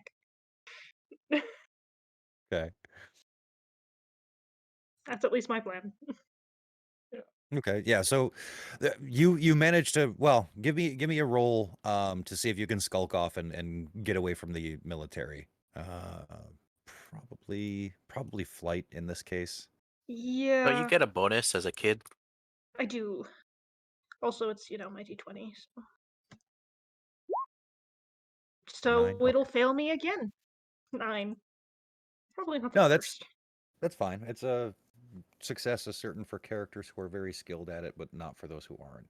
Is 7 to 9. So, and I feel that you are very skilled at avoiding the gaze of adults. Yes. Yeah, so I'd probably set that at about a 7. So yeah, you're good. Yeah, you managed to get all the way down the elevator shaft, and the National Guardsmen that are here are all out, like trying to find the kids down here. I'm just yelling back up like they're going to be down here somewhere. I'm just going to check. So yeah, what do the three of you do when you hear Callie's voice at the bottom of the elevator shaft? I say to Atimius, like whisper, "You should go out there. They're friendly." Yeah, but we hear Callie's voice. It's a little bit different than just stern-looking men in uniform sliding down ropes into an elevator after being attacked by a robot. Just tell them I died heroically. All right, just let me live here. So yeah, incidentally, the robots that are here, yeah, you're familiar enough with like seeing the newsreels of how these robots are deployed to fight America's enemies. Yeah. And yeah, these are knockoffs. These are military grade robots, meaning that they went to the lowest bidder. Yeah, this was someone trying to like set up and horn in on the trying to make a competitor. the fighting robot market. Yes. Man, outside of this small town, the world is a very dark place. If there is such very dark. This is probably the only place that's left. My cognition of it, it's exactly the same as it is now, just swapped nukes for robots. So everyone has robots, but no one ever deploys them except for testing. because they will tear cities apart with their robot hands. And unlike with nuclear testing, do you think that they would record, like they do record nuclear testing? Would they use robot combat for entertainment?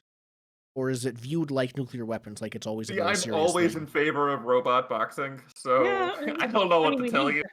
Wait, I wonder if there's any broken arrow incidents for robots. Like they just lost some robots. I think it's more common with robots. You're in one. Like I feel like it's a lot more common for robots to get away. Would there have been incidents where, like, almost nuclear war incidents where, like, oh no, an armada of robots are coming towards us. Oh no, it's something else. Okay. Oh, you mean the Cuban kaiju crisis? Yeah. Yeah, there was just like a line of robots on like the middle of the Atlantic. But yeah, no, if the military doesn't hear at some point, I'll start yelling for, guys, are you down here? Are you okay? Yeah, You've got to be okay. Also, just to make us know when we hear Callie, because, friendly voice as opposed to just strange military men. I come out as well of the closet. Yep. I couldn't not. Okay, so after a very heartfelt scene,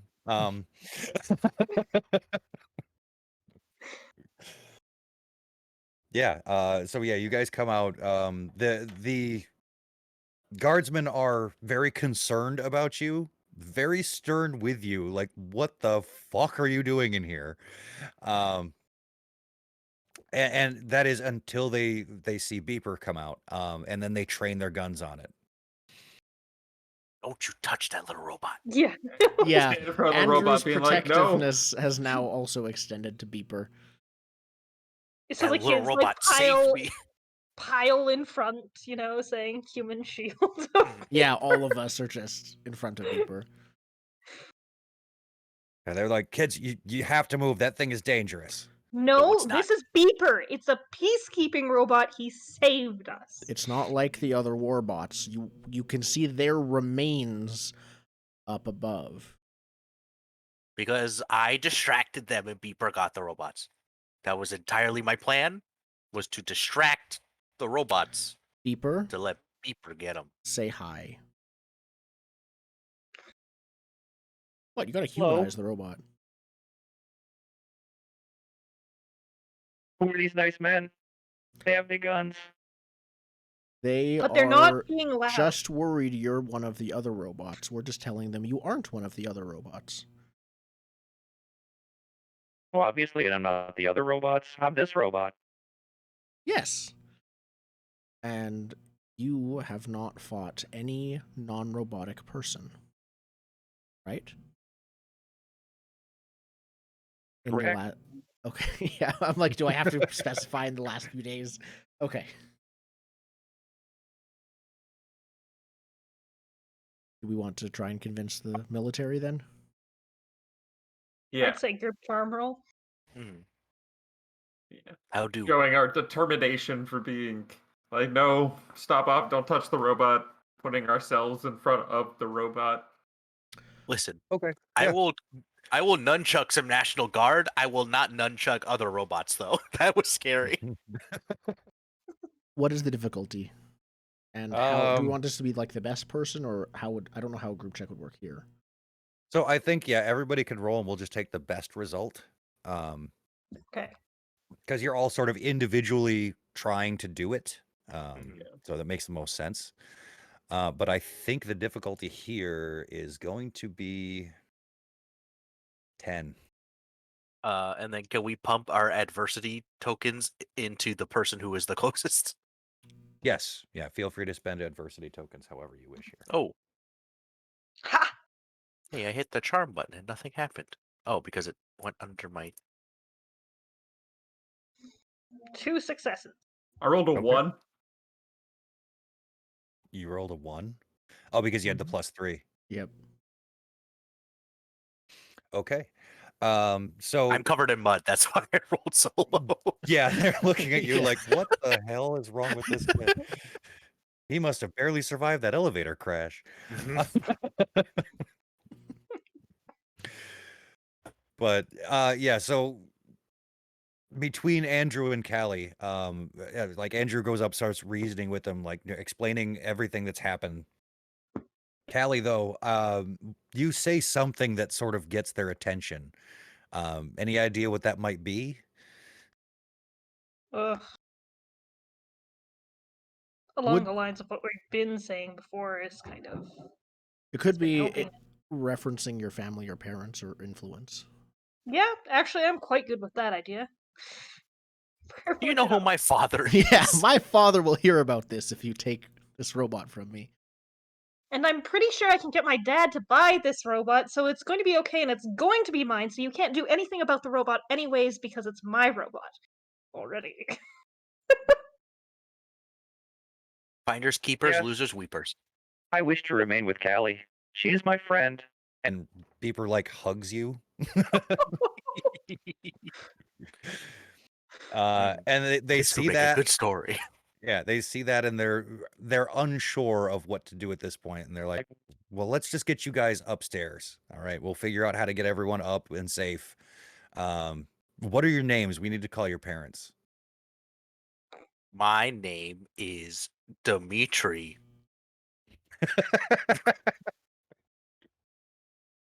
I give you a look.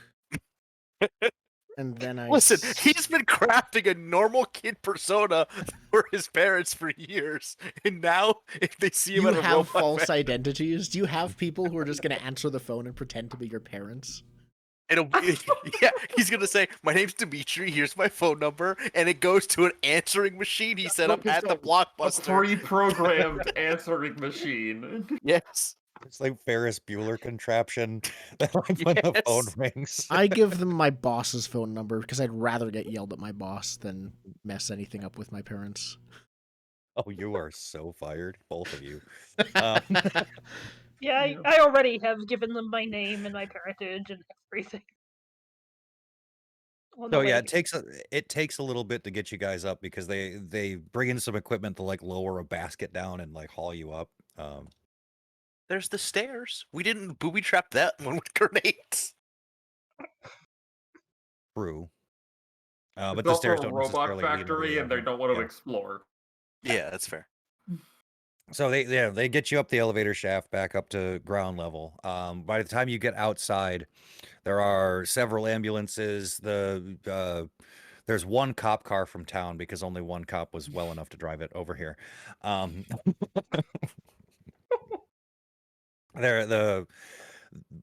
Timnius, you see the fire chief standing next to a fire truck talking to a bunch of his guys. And then two other cars pull up. One of them is a long limousine. The other one, Andrew, you can see your parents. Your mother is currently freaking out on your father.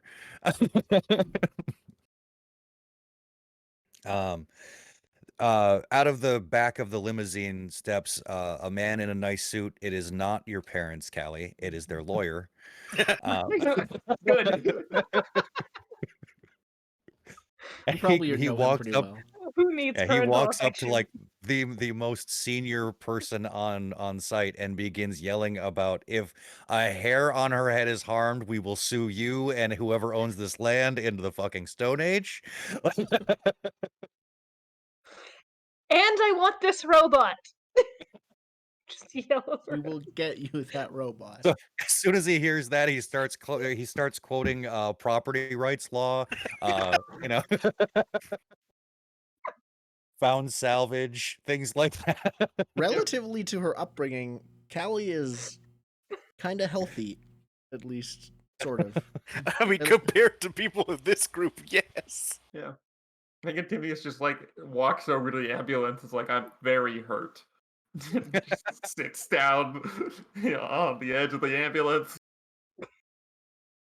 In the confusion, I would like to skateboard off into the night covered in mud.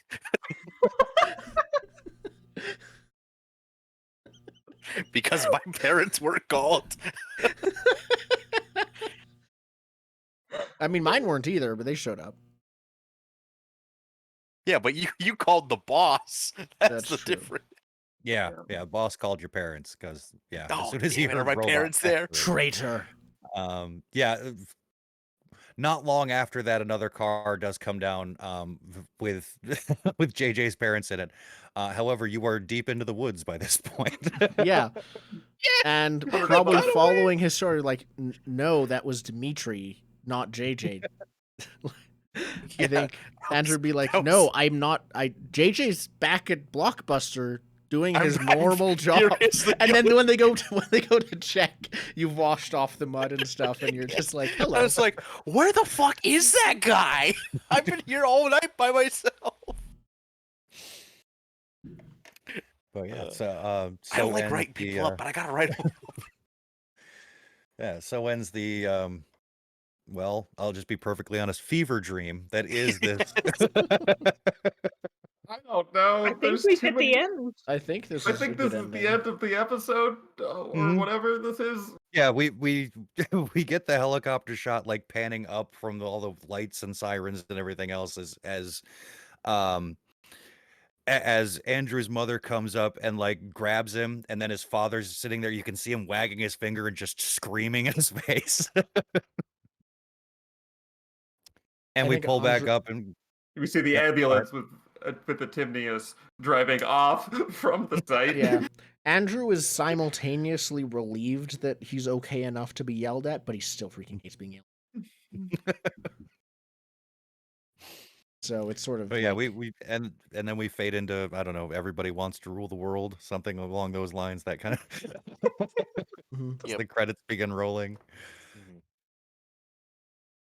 But yeah, that's AJ starts to pen Love bikes. that's Iron a Giant. mechanical overview of Kids with Bikes. I don't know that it's representative of every game. no. What do you mean? Not every game? People just don't say robots for every possible answer?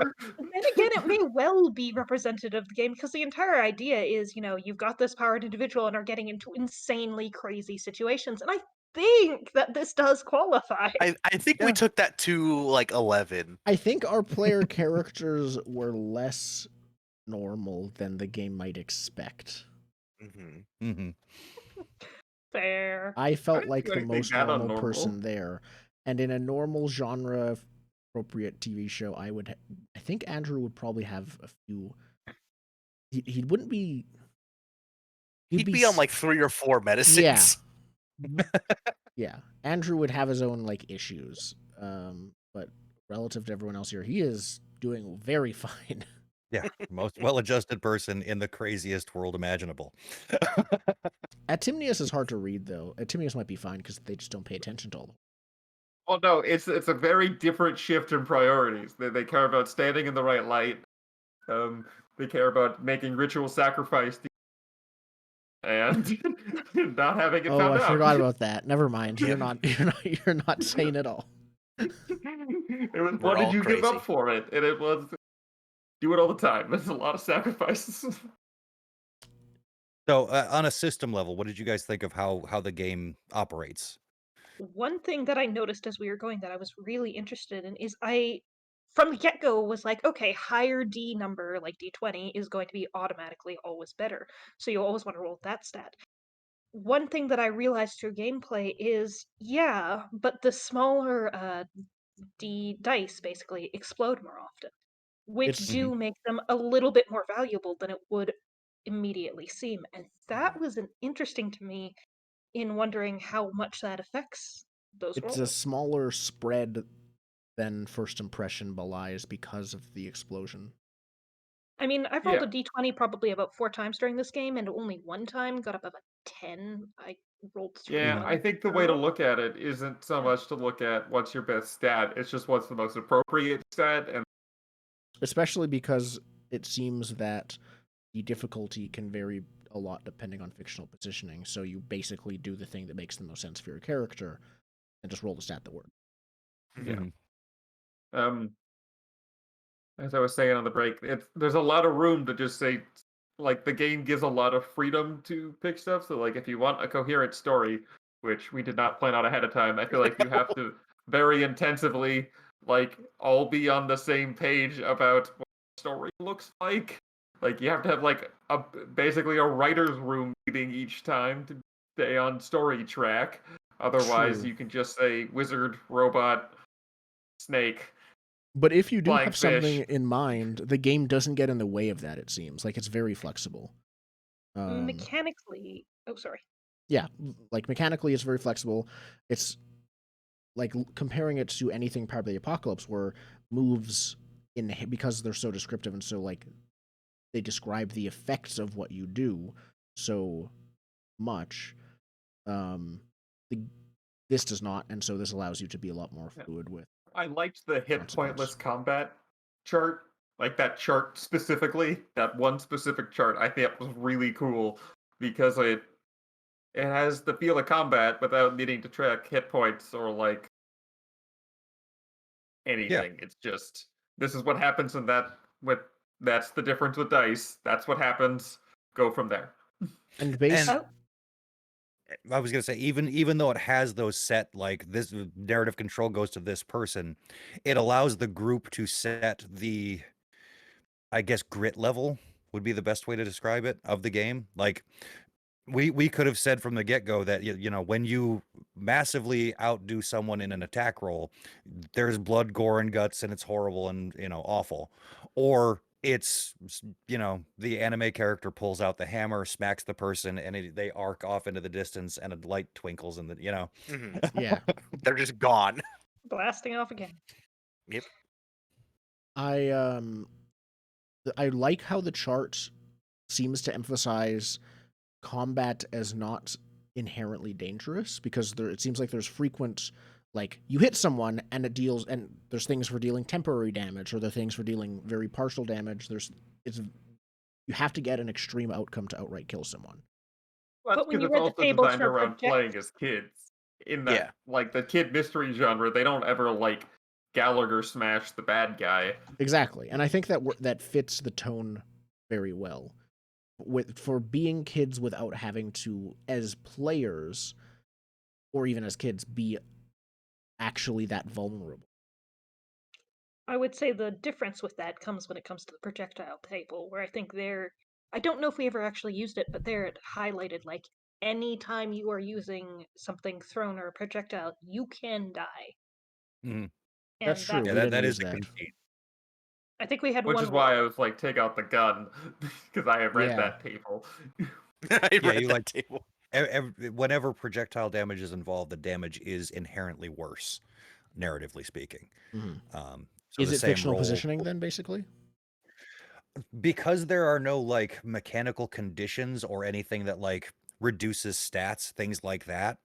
It is all narrative fictional positioning. That it's incumbent on the player to be like, "Ah, I've got this bum leg that I just received in a previous fight.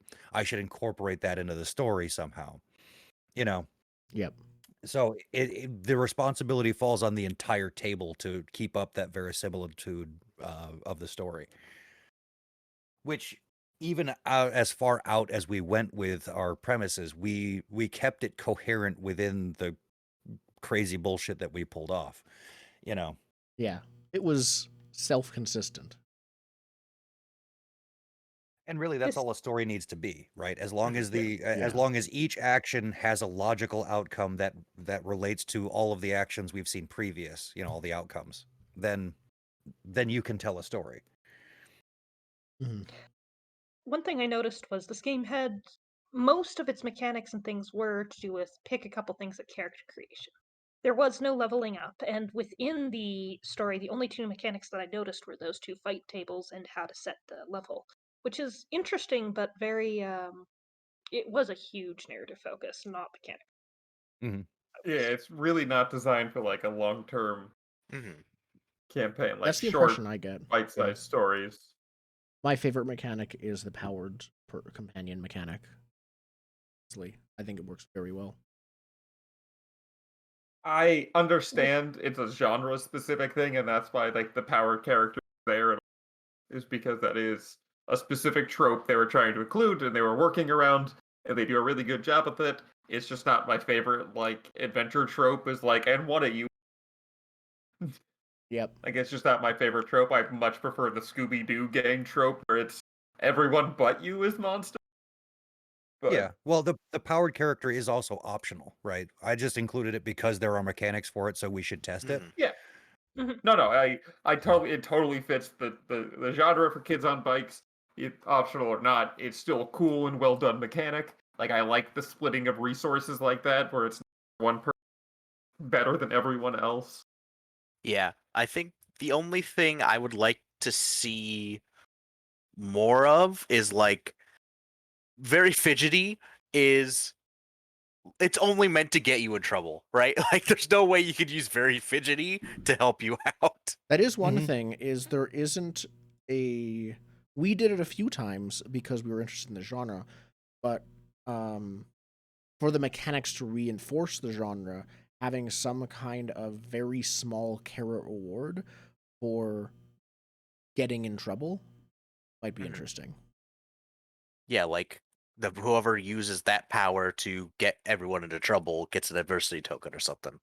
Yeah. Yeah, I could see that. Or find a way to include like a +1 forward on certain Mhm. actions, something along those lines. Because Yeah, the because otherwise you would sensible never action, use if you're purely playing the game. Like if you're playing to win, you would never use the deficit. the sensible action for normal characters in any situation that is intended to be played during this game is to run, leave, and get out. And unless that game setting then has something of you can't, you have no story left unless you Mhm. have those characters or things pushing you to get into trouble. Mhm. Yeah. I mean, that's the classic like horror trope, right? Is like if they just didn't walk in the house, everything would be fine. Yeah. And the conceit with this game is you're kids, you don't know not to walk in the house. Yeah. And they twist it with teenagers too. It's not that you don't know not to walk in the house. Specifically walking in the house because you were to. Yeah. Mhm. Benefits for playing up flaws would be nice. Yeah, I feel there are more carrots and sticks that could be added to the game. Mhm. But that also be more kind of runs counter to their quick, like one-shot approach to. If you look at the character creation and the setup, they specifically wanted it quick pickup. Like I understand there's the longer form one, Yeah. but they wrote the rules for quick play, so they wanted to be playable quickly. Yep. Mhm. But yeah.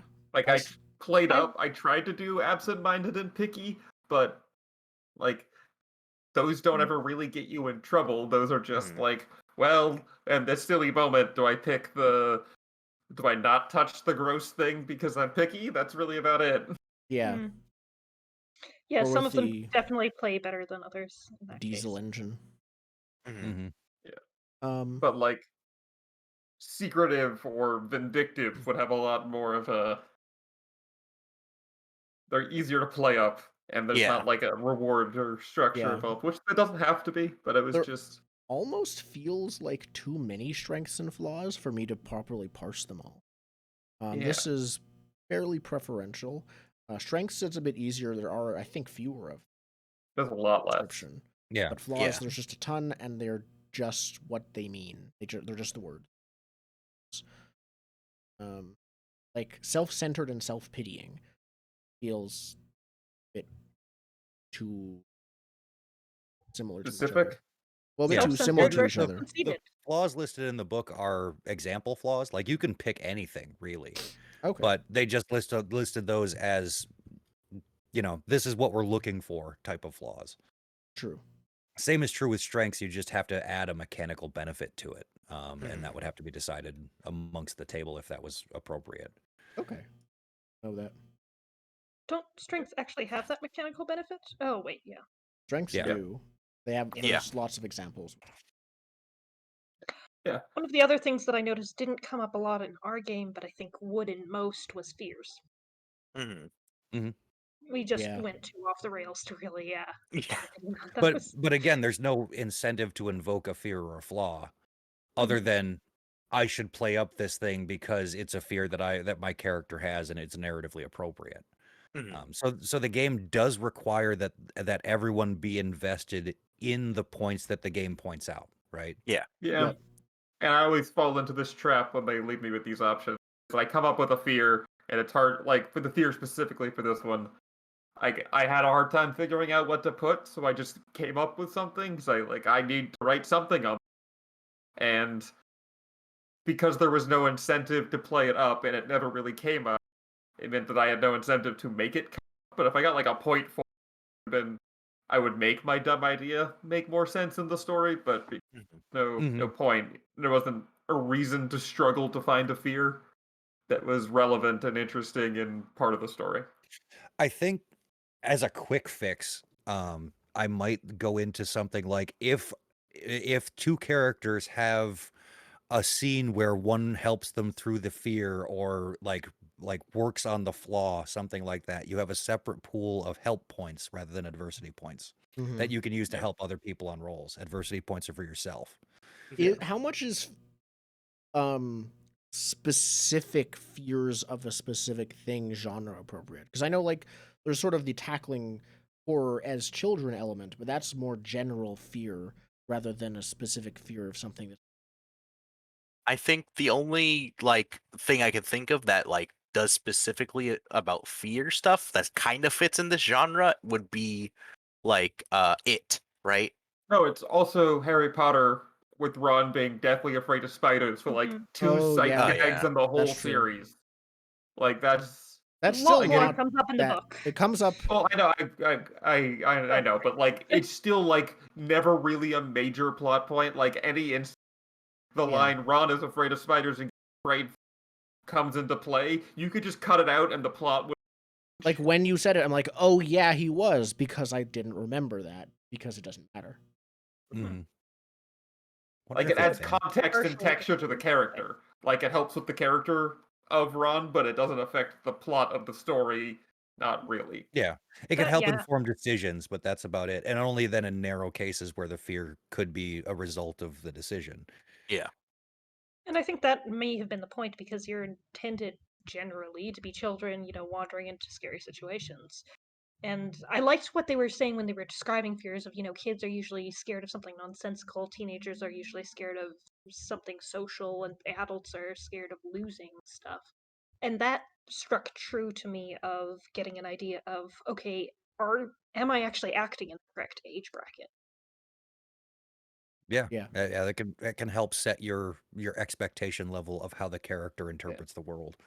I looked at that same chart too. I thought that was a good list. Picked mine. It's like mine is by weird, embarrassing. The weird, embarrassing thing that I don't want everyone knowing about. Yep, mine was aggression. Was it yours wind? You were afraid of the wind? I was afraid of the wind, yes. Yep. I saw the list said pick something random, and I legitimately actually am scared of the wind. I know it's an irrational fear, but I kind of figured it wouldn't have any problems in this game choosing the same one, so whatever. Yep. Yep. I'm just. How do you explain being afraid of the wind? It's ghosts blowing on me. Like ghosts blowing on me. It's for me in reality, it's the sound. I do not like that sound. Okay, so the howl as it whips past, and yeah, I can get the behind howl as that. it whips past book drops is a bad one. Any sound that you could use as a drop in a horror film is like a people are afraid of it, and that's why it's a drop in a horror. Yep. Yeah. Howl sound drop in horror. So not that uncommon to be afraid of.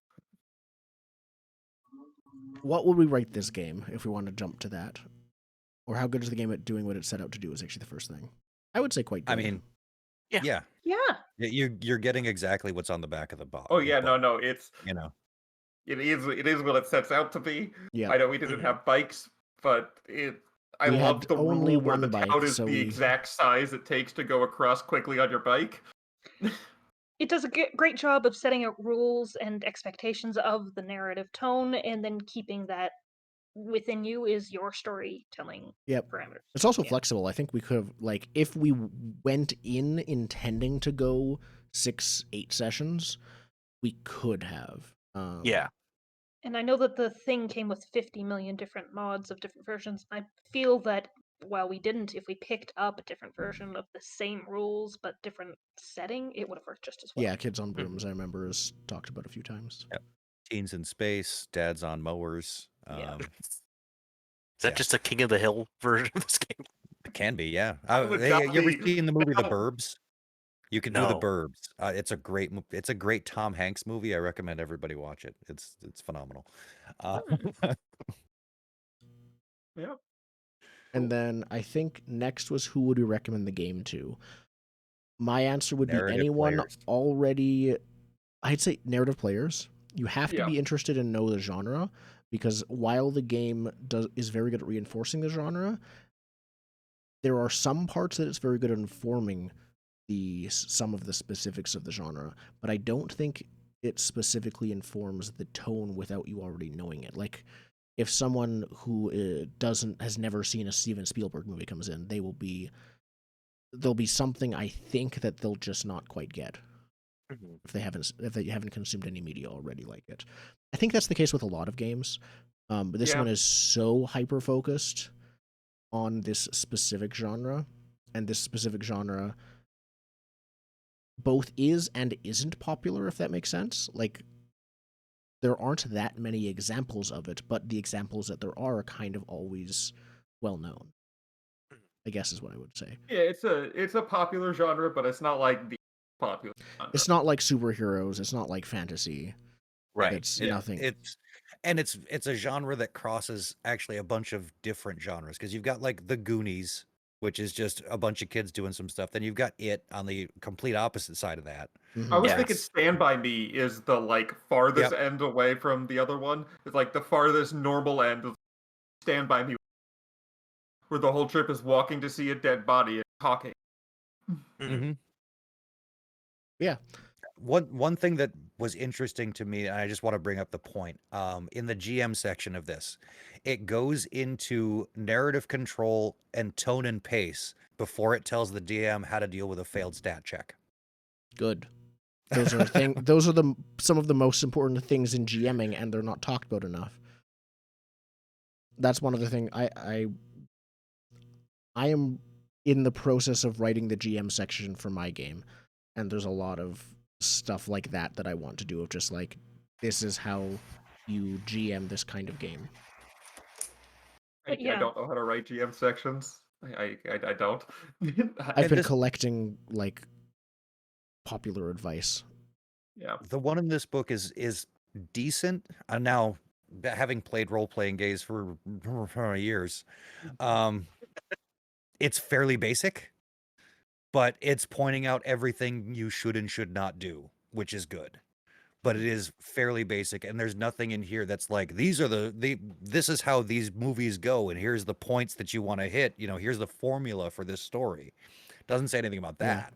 It's more of a feeling usually than for this type of game. The one thing about recommendations, again, I would not recommend this game to anyone who looks at the idea of you can't level up and doesn't get it. Yeah. Because that, I admit, threw me for a bit of a loop. Like, wait, there is no way to get another strength. There's no way to get into that power fantasy. It's not going to happen. Yeah, you definitely want the more like actor-focused players. Like, this is the game for them. Like the crunchy players are not gonna like this. There's not a lot of crunch here. Yeah, there is one leveling up mechanic. It's for the powered person. They're called benchmarks or something like that. They get increase in power. I think the conceit might be like, if we were running a long version of this game, it would be, all right, we're going to do 2 adventures as you all as kids, and then a couple years later, you're all teenagers, and that's how you sort of level up. You keep the same character and just age it. Or I was wondering how difficult it would be to just be like, okay, at the end of each session, check to see if you want to change in or out some of your flaws and strengths. Not to get more, but to like, okay, this one either doesn't. Well, I wouldn't say at the end of each session for genre reasons. I would say at the end of each adventure. That's true. Something with significant change. Because if this is like another part of this genre is like a serialized,